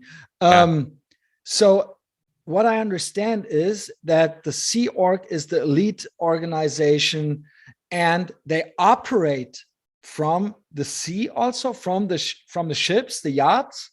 Is that true? They used to a lot more than they do now. Yes, there is still a boat, but the Sea Org moved their operations to land in 1976. In fact, that's how Clearwater started. They moved to Clearwater. They took all the boats and they went to Clearwater, Florida, and they bought a hotel. And they took it over. And ever since then, they've been buying more and more properties in downtown Clearwater. And at this point, they own about a third of the real estate of downtown Clearwater, as I understand it. Is there that's the operational aspect. Yeah. And the classes exist. Let me phrase it this way. What would be a day in your life, a typical day in your life as a high-ranking Sea Org member? What was the highest rank that you achieved? Well, rank in the Sea Org is not that big of a deal, right? I rose up to Petty Officer Second Class. I mean, I was in the Sea Org for 15 years. 17 years. From 1995 until 2012, I was in the Sea Org. So I was a staff member in Santa Barbara from 1987 until 1995. Right. And then 95, I joined the Sea Org. I moved down to Los Angeles. I spent the first 8 or 9 years of my Sea Org time working in management. The Sea Org, like the Vatican, kind of manages Scientology internationally. It does make sense. And one of the things that they do is it's a much tighter control than the Vatican, though. That's where the analogy ends. Because for us, we were in daily or weekly communication with all of the churches across the Western United States. I was in what was called continental management. I managed the Scientology churches like Santa Barbara, or Denver, or Seattle, or Portland. There's churches in all of those cities. And we would tell them what to do on a weekly basis. So for 8 years, my life consisted of sitting in the basement, typing telexes, written orders, to all of these churches, telling them what to do, right? In order to grow and expand and get more people in and stuff like that. The idea was that through our management actions, we would provide direction to the churches so that they would execute our orders and grow. And the whole idea was to grow the churches, to make them bigger. That's what L. Ron Hubbard demanded. He wanted growth. He wanted Scientology to take over the world, and management was supposed to make that happen. So for 8 years, my life consisted of a lot of meetings, a lot of typing of telexes and analysis of statistics and directions and orders, and going out on projects, or what were called missions. Imagine if the New York Diocese of the Catholic Church went off the rails. Somebody started doing something stupid, right? And the Vatican decides to send a couple of bishops to New York to get everything under control. That's a mission.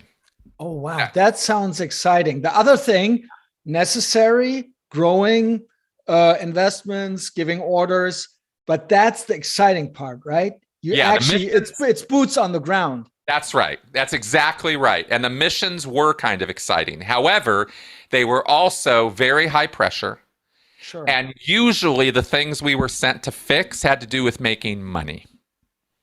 So, for example, the very first mission I ever got sent on, I got sent on within a month of arriving in the Sea Org. So I didn't even know anything. I mean, I had been a staff member in Santa Barbara for 8 years, so I had on-the-ground experience as a staff member. But now I'm a Vatican representative, right? Now I'm a Sea Org member. Now I'm fucking important. So I get sent to Kansas City. And they know in advance, or you just show up? They did not know we were coming. Okay. Generally, but they know who you are? They recognize you, or? They did not know who I was. I was just some guy in a Sea Org uniform. About their uniform, they would recognize. Yes, obviously. They definitely recognize the Sea Org. Everybody in Scientology knows what the Sea Org is. Right. So I show up in Kansas City with a partner. You always go out with somebody else. You're never by yourself. And our job is to make the rent, because they were 4 months behind on their rent and they were about to get evicted. Like, the landlord was literally ready to kick them out of their building. And we were about to lose the Church of Scientology in Kansas City. Well, that was completely unacceptable, right? There was no way. It was succeed or die, right? There was no, failure is not an option. So we get sent out there to make the money. We have to make like $20,000, and we've got like 3 days or some shit. So we go out there and we did it. We pulled it off. We went around. What is it, donations? We knocked on doors. We were selling Scientology services, and we were trying to make the money. My partner who went with me was the one who actually made the money. I was in the church drumming up business and trying to get people in and trying to get the place going, because it was dead. It was a totally dead scene. That's why they weren't making any money. So we went in there and just sort of, we're kind of a lightning bolt and brought a lot of energy and kind of got the thing going. And we managed to make some money and save the place, right? And in about a week, it took us about a week, and we figured all that out. That was my very first mission. And a lot of the missions that I went on were those kind of missions. They were kind of, the place is about to get closed. We're on the edge of foreclosure, and we got to go in and fix it, right? And so it was these kind of things. Like these were not the restaurant guy. What's that? There's that restaurant guy who goes to the places. Gordon Ramsay. Right. Yeah, that's right. It was that kind of a thing. That's exactly right. Because I was in the place cleaning and calling on the phones. Come on in. Let's do your courses. Let's do your classwork. Let's do your counseling. Come on in here, right? And we were just gonna get in the place going. So that was the kind of work that we would generally be doing on our missions. Either that, or over the years, I also did 2 other kind of missions. I did missions where I would recover people back into Scientology. I would go out to, Twin Cities, Minnesota or something, where there was just a dead, nothing Scientology scene. And I would go knocking on doors. I'd be like, hey, you signed up for Scientology 2 years ago and you paid for a class, but you never took it. Come on down, right? Basically, I would like a sales guy? Yeah, I would try to get people back in. Right. So I would do that kind of work, or I would do recruitment where you try to get people to get onto staff at the local church, right? Because, like, for example, Kansas City, it's got like 20 staff. It's a tiny little nothing organization, right? So we wanted to grow it. So we needed to get recruitment happening to get more staff, just like I had been recruited back in Santa Barbara back in the day. So it was a lot of, trying to basically keep the organization alive because it kept trying to die, right? Because it's not a really good organization. It's not well organized. It's not well put together. And people at the time already kind of heard about it, right? It wasn't that mysterious thing anymore. It kind of was, but people kind of heard about the scam aspect of it at the time in the early aughts, right? That's right. And that was one of the things we would run into. Right. And we actually had to limit our own exposure to what people would tell us, because people would tell us things we weren't supposed to know, like Xenu. How does everybody kind of know about Xenu?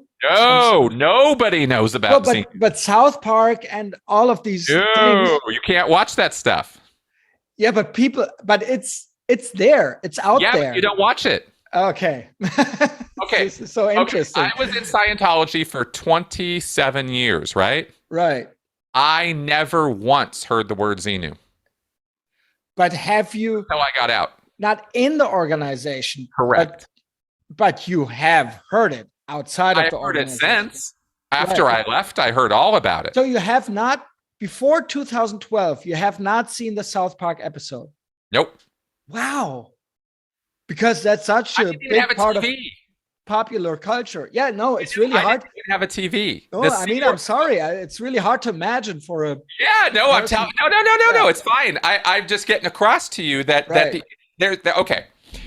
One of the things about a cult, and especially Scientology, and even more especially the Sea Organization, is information control. This is really, really important, right? There's 4 principles that all cults follow, and information control is one of them. There's behavior control, information control, a couple others, right? Behavioral control and emotional control. So that would be coercive control. Correct. This is all under the umbrella of coercive control, right? See, I'm talking about this in lots of different ways. I've talked about the Sea Org and missions, and I've talked about the hypnotism and the trance induction and the classwork, and I've mentioned that it's a confession, snitch culture. There's a lot of elements to Scientology, but at the end of the day, one of the most important ones is information control. What information are you given? Well, as a Scientologist, you are lied to a lot about L. Ron Hubbard, about his life, about his accomplishments, about what Dianetics really is, and about what Scientology really is. All of these things are lies. You are told lie after lie after lie. For example, you are told that L. Ron Hubbard took the first class in atomic and molecular physics and molecular phenomena in his university work when he was in school. You are not told that he failed that class and that he doesn't know anything about atomic and nuclear physics. L. Ron Hubbard actually claimed to be a nuclear physicist because of this class that he took, that he failed.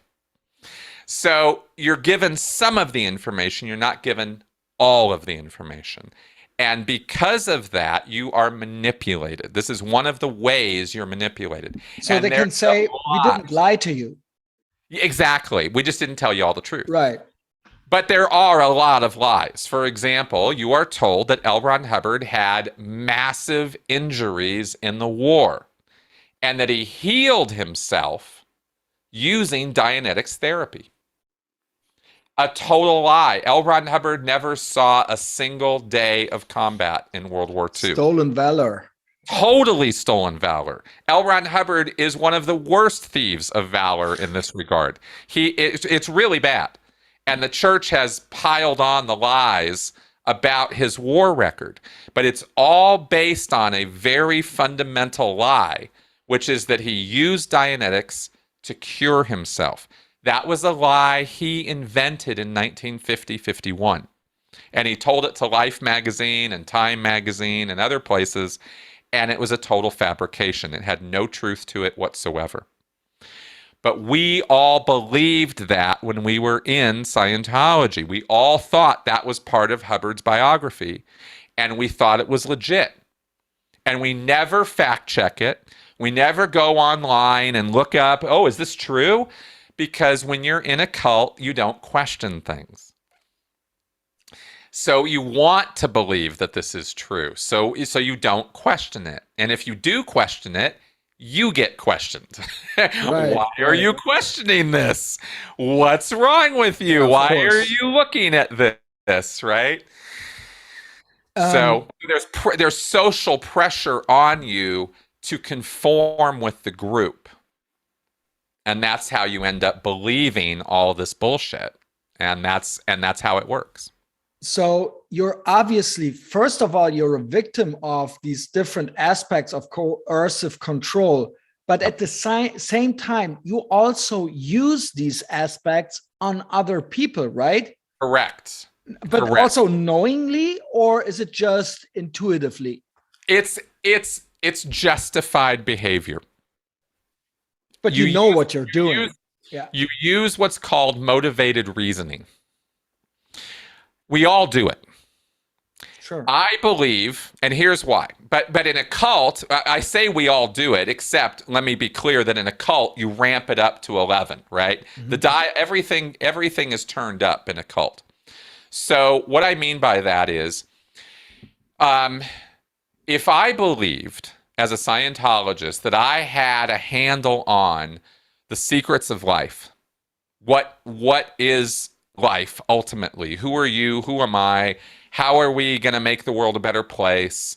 And I actually know this is true. I'm absolutely positively certain that I have the truth with a capital T. My mission becomes delivering the truth to you. But I can't just tell it to you. You won't believe me. So I have to slowly convince you. I have to find a hook that will convince you. So maybe I tell you something that isn't totally true, but I know it will work on you. I know it will convince you to come be part of the truth. So it's a good thing that I'm doing, right? It's justified behavior. Sure. I can rationalize. I guess parents do that sometimes. Oh yeah, we do. I mean, Santa Claus, we do this all the time, right? There's lesser versions of this that are not really harmful. So but the concept is, yeah. But if I'm telling harmful lies, if I'm telling loads of lies, just piles of lie after lie after lie, then it becomes a problem. And if I don't know the actual truth, then sometimes I know I'm lying and sometimes I don't, see? And like, for example, I believed L. Ron Hubbard suffered war wounds. I would have told you that with a straight face, even though I wasn't telling you the truth. You would have passed a lie detector test, basically. Absolutely. Yeah. Absolutely. I totally believed it. But at the same time, if I was trying to recruit you to become a staff member, I know from having been a staff member that you don't get paid, you don't get time off, you're going to work your fucking ass off, right? You're going to work harder than you've ever worked before for very little return. But it's all to save the world, right? So I can justify to myself that I will tell you, oh yeah, you're going to get days off. Oh, you're going to get paid. Absolutely. Of course you will. Now, I know I'm lying, but it's in service to the mission of saving the world. So it's justified. It's a good lie. Makes total sense. That's right. In Scientology, this is called an acceptable truth. There's actually a word for it in Scientology. I will tell you an acceptable truth. I'll tell you a truth that you can accept, even if it's not necessarily true. I mean, it's easy to wrap your head around that. It's easy. It's a basic concept. Very much so. Easy to understand. That's right. So when did you start questioning what you're doing? Obviously, at a certain point, you're like, I'm not feeling this. This is. Yeah. There were a lot of those points. Right. I was involved in this stuff for 27 years. There were a lot of points where I was definitely having. And you probably had the feeling that you can't just leave. Exactly. And you probably couldn't. Yeah, I couldn't just go. I mean, I was also very, very committed, right? It took me 10 years to get out. That means from 2002 to 12, or when was that? Yep, 2002, 2003 is when I started having my first very serious doubts about what was going on. But I suppressed them, see, because I had been so committed and because this was a lifetime of indoctrination. It took me 10 years to overcome all of that. Sure, because at that point, this is your whole life. Exactly. This is everything. You would have to basically restart as a blank sheet, but you're not a blank sheet. Correct. And that's what I ended up doing at 42 years of age, as I finally hit that reset button. Well, good for you. Thank you. It took me a really long time. There was, we've really hardly talked about it, but there was a tremendous amount of physical and psychological abuse that I endured in those 17 years that I was in the Sea Org. I've talked about the missions and I've talked about some of the more fun stuff, but the fact is that most of it was a very abusive environment. Like bullying?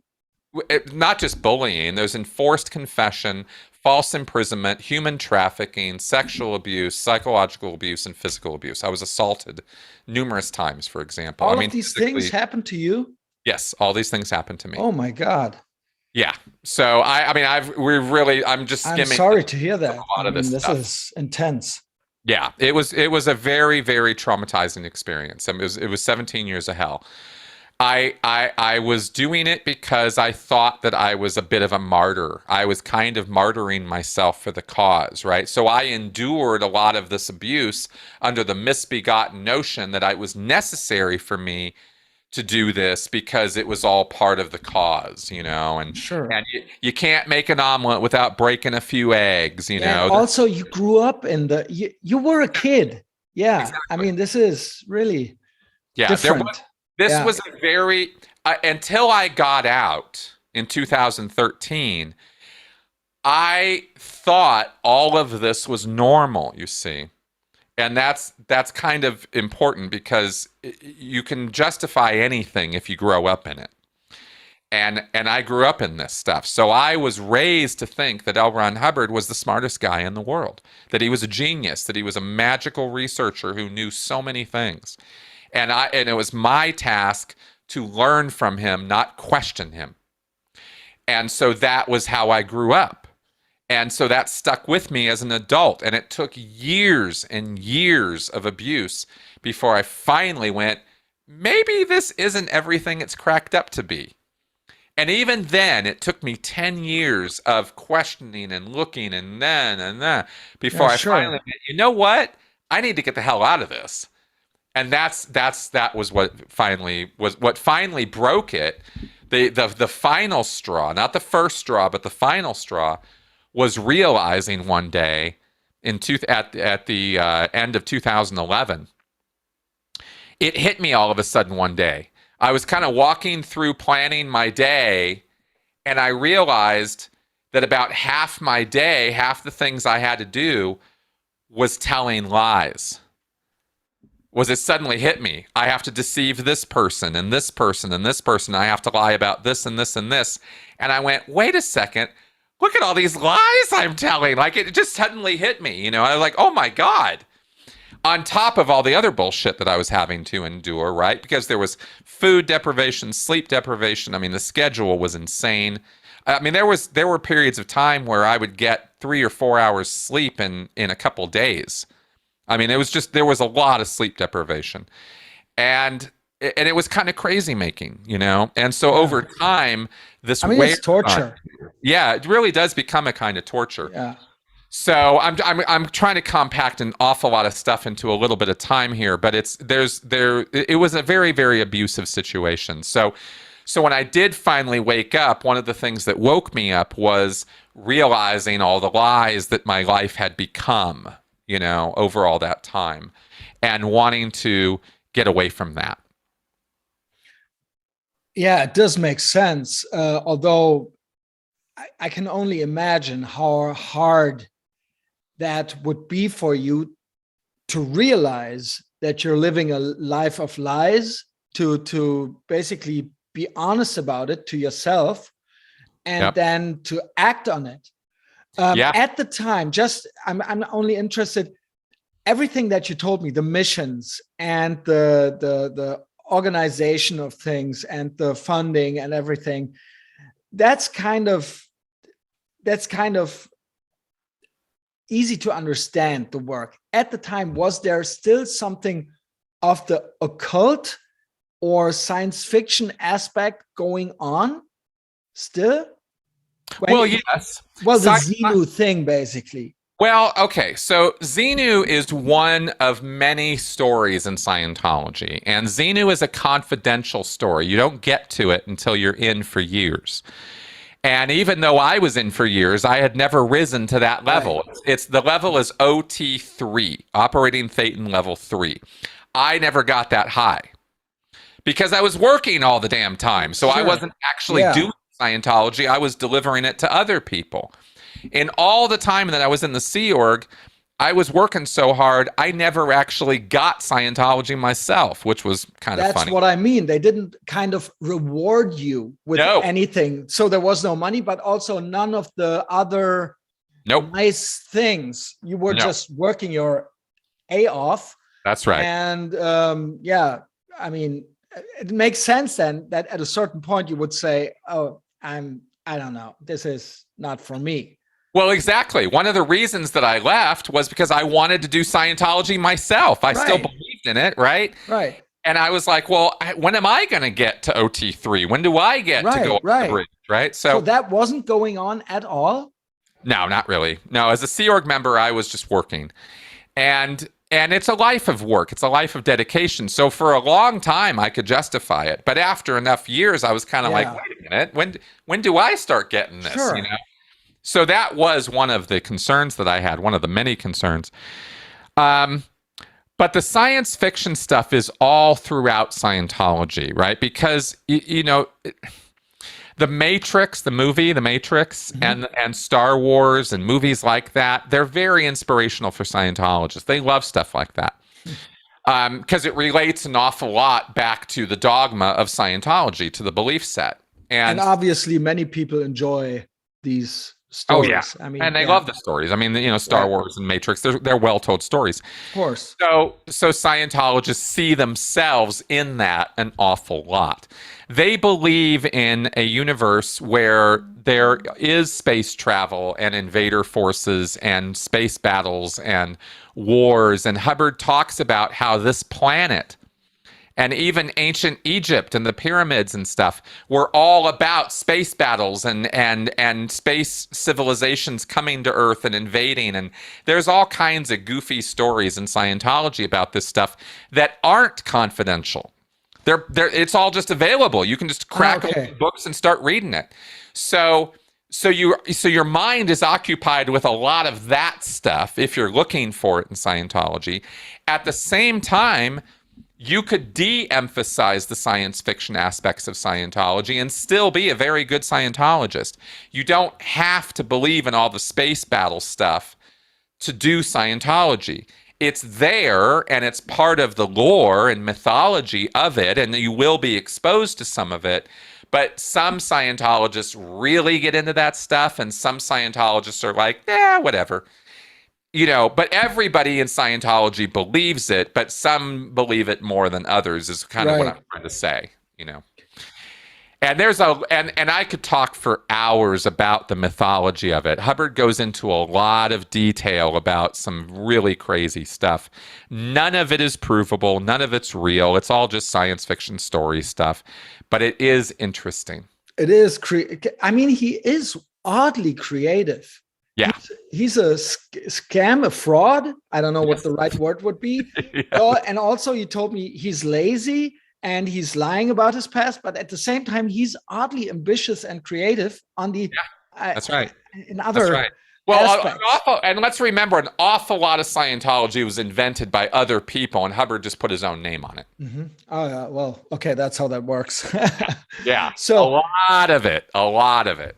Was there a spectrum of getting out of Scientology, or was it a one day you're in and the other day you said, I'm out of here?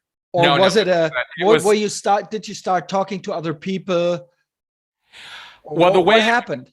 Okay, the way it went was I got myself out of the Sea Org first because I was just tired of working all the time and not getting, I didn't have a family and I didn't have my own Scientology progress, right?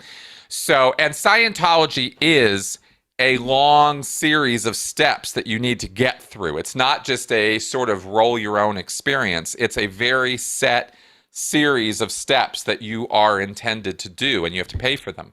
And they would have approached you? I wanted to do all those steps. Right. But I wasn't able to because I was working all the time, right? That's what it was. So so I got a little upset about that. And so I decided, well, look, I still want to be a Scientologist. I just don't want to work for the church anymore. Mm-hmm. That took me 9 months to get out. That whole process, right? That was most of 2012 was me actually leaving. Because they would just let you go and you would just keep asking. Or yeah. There's a process I had to go through. It's kind of, we don't need to get into it here, but in order for me to leave and still be in the church's good graces. Mm-hmm. See, I could have just stood up and walked out one day, but that would have left me in bad standing with the church. And I still wanted to do Scientology services. So I needed to cooperate with the church and do what they told me to do to get out of the Sea organization. And that's what took 9 months, because they slow it down on purpose because they don't want you leaving. Yeah, that's one of the things that they say about Scientology. They won't just let you leave. Exactly, they won't. And one of the ways you can tell a cult is a cult is what happens when you try to leave. I've heard things. You probably had your own experiences. I'm really excited to hear them. Yeah, it's a long process. I mean, basically, they make you confess to a bunch of stuff, and that confession is supposed to change your mind and make you stay. And for some people, it does. And for some people, they just don't want to go through that long, dragged out, involved process. And so that keeps them in. But for me, I finally persevered and I got through it and I got out. Out of the Sea Org. Out of the Sea Org. But I was still a Scientologist. Right. Until I got on the internet. Because that's when I saw South Park. Yeah. That's when I started seeing all the stuff that I hadn't seen. Because as a Sea Org member, I did not have internet access. I didn't have information available to me because Scientology was actively hiding it from me and enforcing that I not look at that stuff. Is that not crazy? I mean, that you then literally discover South Park, and how accurate is it? Totally.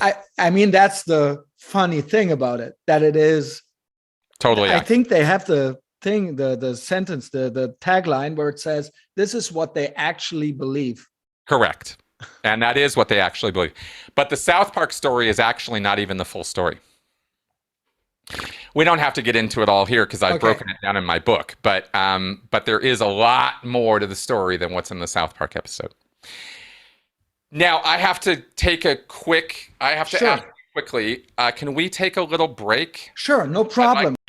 Okay, cool. Yeah, so good. So it took me 9 months to get out. And then I got on the internet and started exploring, right? And I wasn't supposed to, you see, but I had gotten a couple hints of things here and there, right? But I never got the full picture, and I never wanted to, because one of the things that happens in a cult, and this is really important for people to understand, is you self-police. It's not just a matter of you're trying to find out and the cult is stopping you. It's when you're a part of a cult, you don't want to know anything outside of the cult. The cult has all the answers and the world is lying to you. And that's kind of how you see things.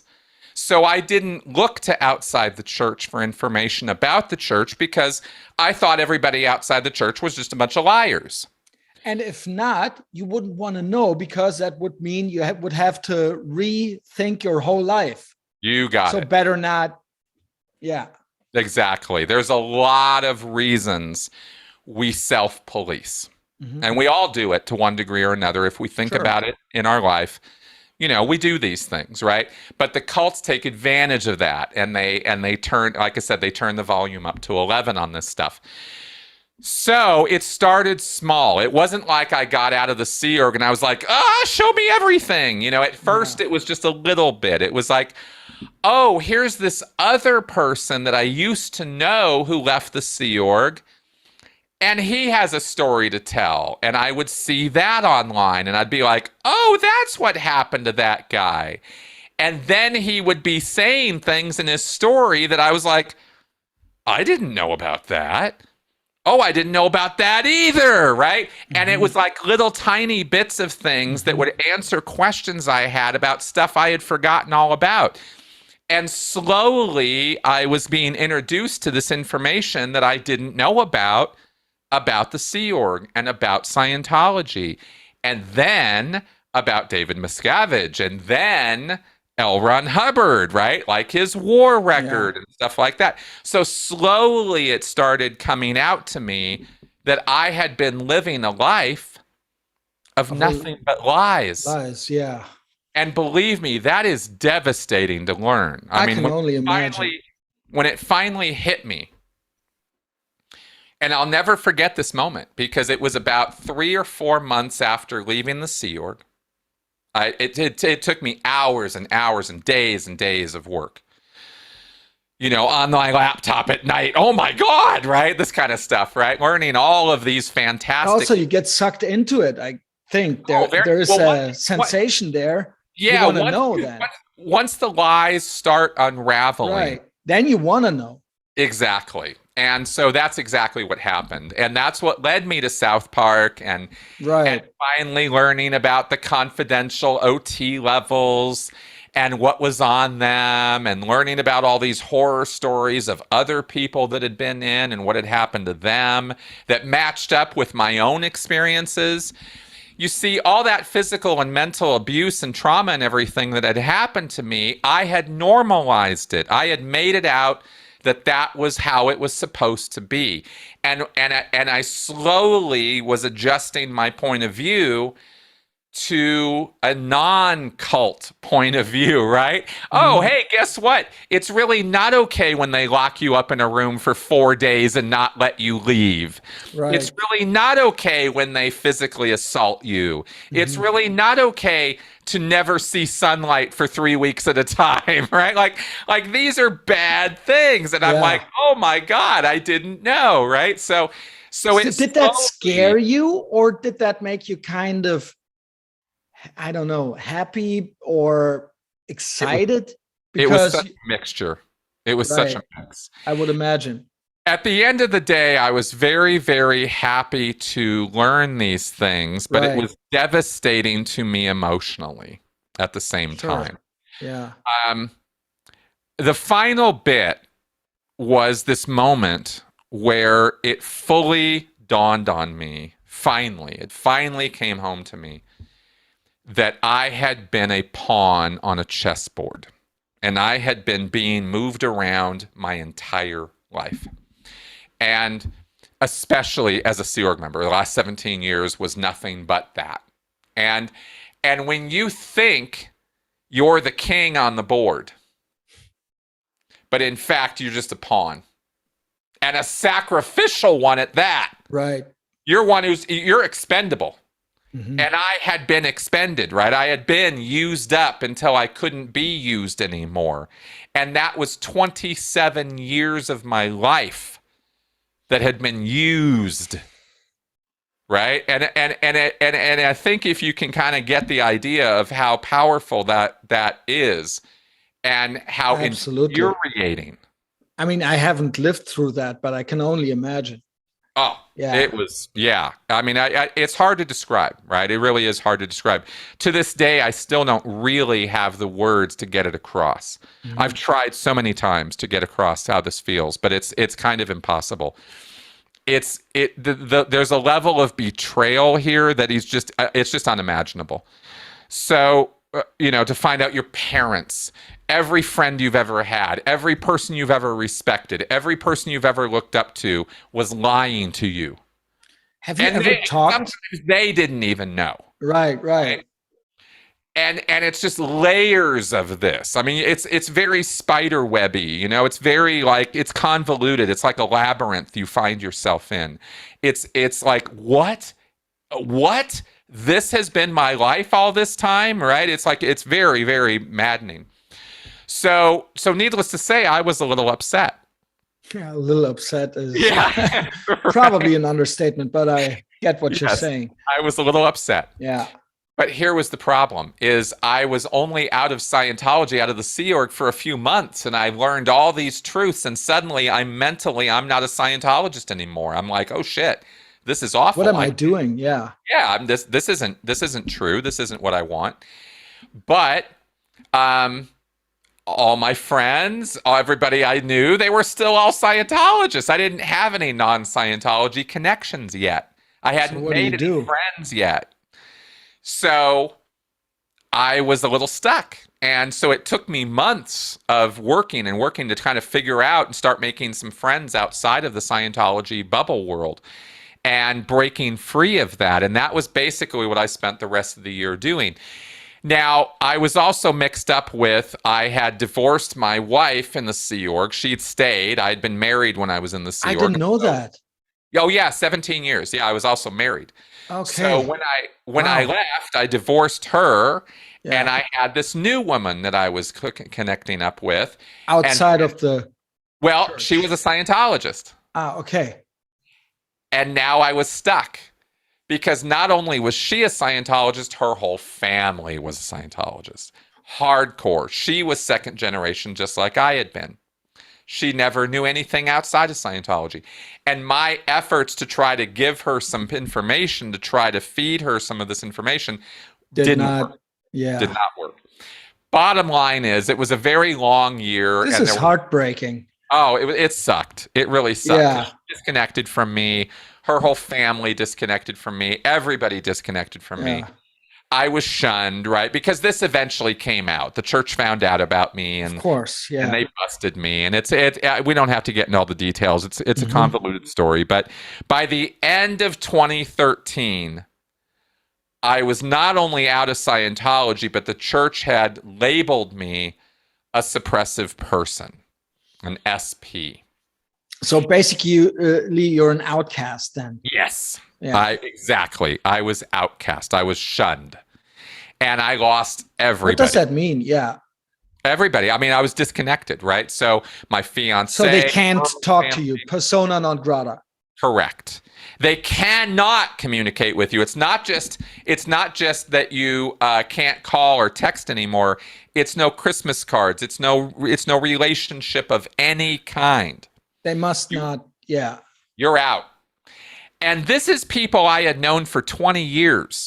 Overnight, you're disconnected, right? Is that is that supposed to bring you back on your knees, basically, and begging for mercy, or is it supposed to just cut you off and you're left out there, left for dead? Well, see, as far as the church is concerned, either one of those outcomes is acceptable. Right? Because you're not going to. Here's the thing: destructive cults are extremist groups. If you're not an extremist, you don't belong with them. Then they don't need you. That's right. So you're either here and you're willing to die for the cause, or we have no use for you. And that's how it works in those groups. Right. At the end of the day, that's how it works. So you're kicked out and you either come to your senses and come back. So that would be an option. It is. And there are steps I could do right now to get back into the church if I wanted to. Probably but they take a lot of effort. Yeah. Oh, yeah. It would take me paying a lot of money and a lot of time. It would take me years. But if you were really needy and begging for okay, interesting. I mean, if I wanted to go back to the church, I'd have to shut down my channel. I'd have to disavow every single thing I've said. I'd have to give the church all kinds of inside skinny on people that I know. It would be crazy. It would be ludicrous. Mm-hmm. Yeah. So how were your first steps then? I mean, obviously you're here now. You're an author. You're a critical thinker. Critical conversations you're doing. I saw. I looked at the thing you recorded the other day, 2 days ago. Yeah. So you're obviously doing your thing now. So how did that? I mean, this must have taken some effort. Well, as you might have noticed from as you might have noticed from us talking here, I don't have a problem communicating, and I like to talk. That's obvious, yeah. And that's pretty obvious about me, right? And I've always been that way. It wasn't Scientology's communication class that did that to me. I've been this way since I was in first grade. I was a talker. Right. I was the guy the teacher had to sneak up behind and put tape over his mouth. I was talking all the time. Me too. Yeah. So I know. So kindred spirits. Right. So, so I decided early on, I need to speak up. I need to say something. It's not okay with me that the Church of Scientology is getting away with scamming people and lying to them. And I had been part of that. I had victimized other people, even unwittingly or unknowingly. It was still victimizing people. And I wasn't okay with what I had done. And I also wasn't okay with what the church gets away with. So I decided to start speaking out about it. And instead of telling my own personal story or some sob story, what I had decided to do instead, because I was inspired by critical thinkers like Carl Sagan, is I decided to do analysis of Scientology and really break it down for people and explain it to them rather than just tell them about a bad experience I had. I wanted to make it clear to everybody that nobody's going to have a good experience with this, that at the end of the day, you might have these euphoric experiences that make you feel really good, but is that really helping you?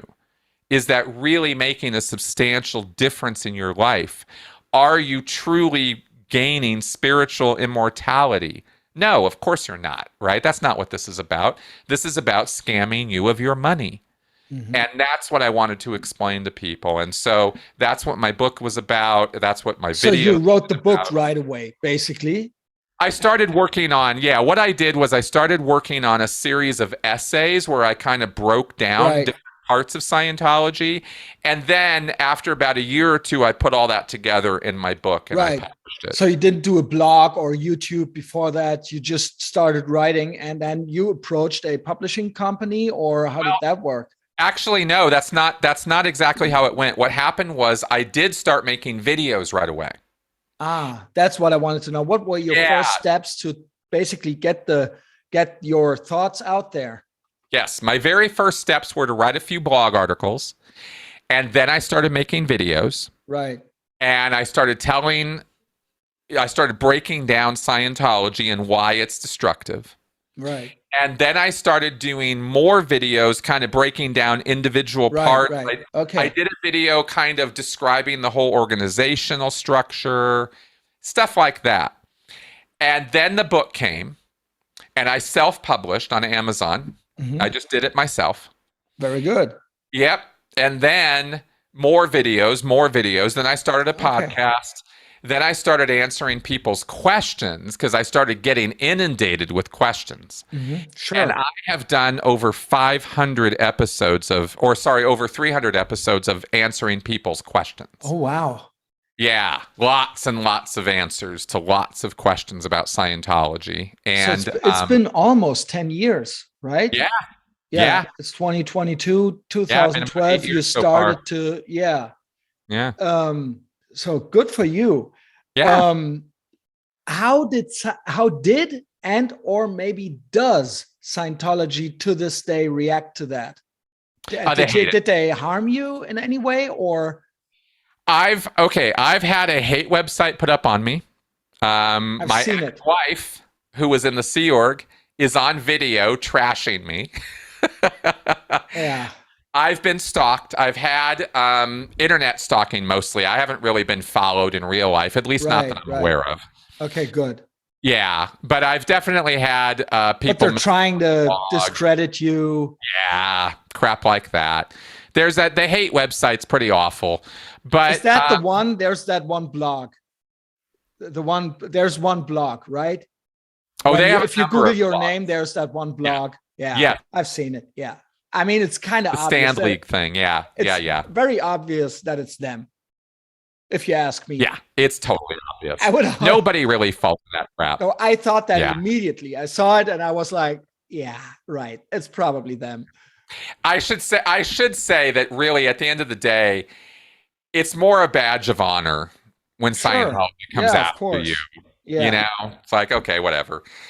I'm just doing my work. And at this point, my work is not about exposing Scientology. It's about exposing cults in general. And I've broadened my focus because I've talked about Jehovah's Witnesses, Mormons, Christian cults, narcissistic relationships, gangs, human trafficking. All of this stuff fits under the umbrella of coercive control. There's so many similar aspects. And as Scientology is on the decline, as you said before, that makes total sense. Yeah. Chris, where can we find you on the internet? Okay, well, you can find me at my channel, Chris Shelton, on YouTube. I'll put the link in the description. Thank you. And of course, you can find my book on Amazon, and you can look at my blog, mncriticalthinking.com. I'll put links to all of these things in the description. Follow me on Instagram and Twitter. Find my weekly free podcast, the one that you're on Apple and Spotify. Subscribe to my Patreon. And Chris, thanks for being on the show. Thanks for taking the time. I truly appreciate it. You bet, man. This was fun. And thank you for putting up with me and my run-on mouth here. Very good. Appreciate it. Take care.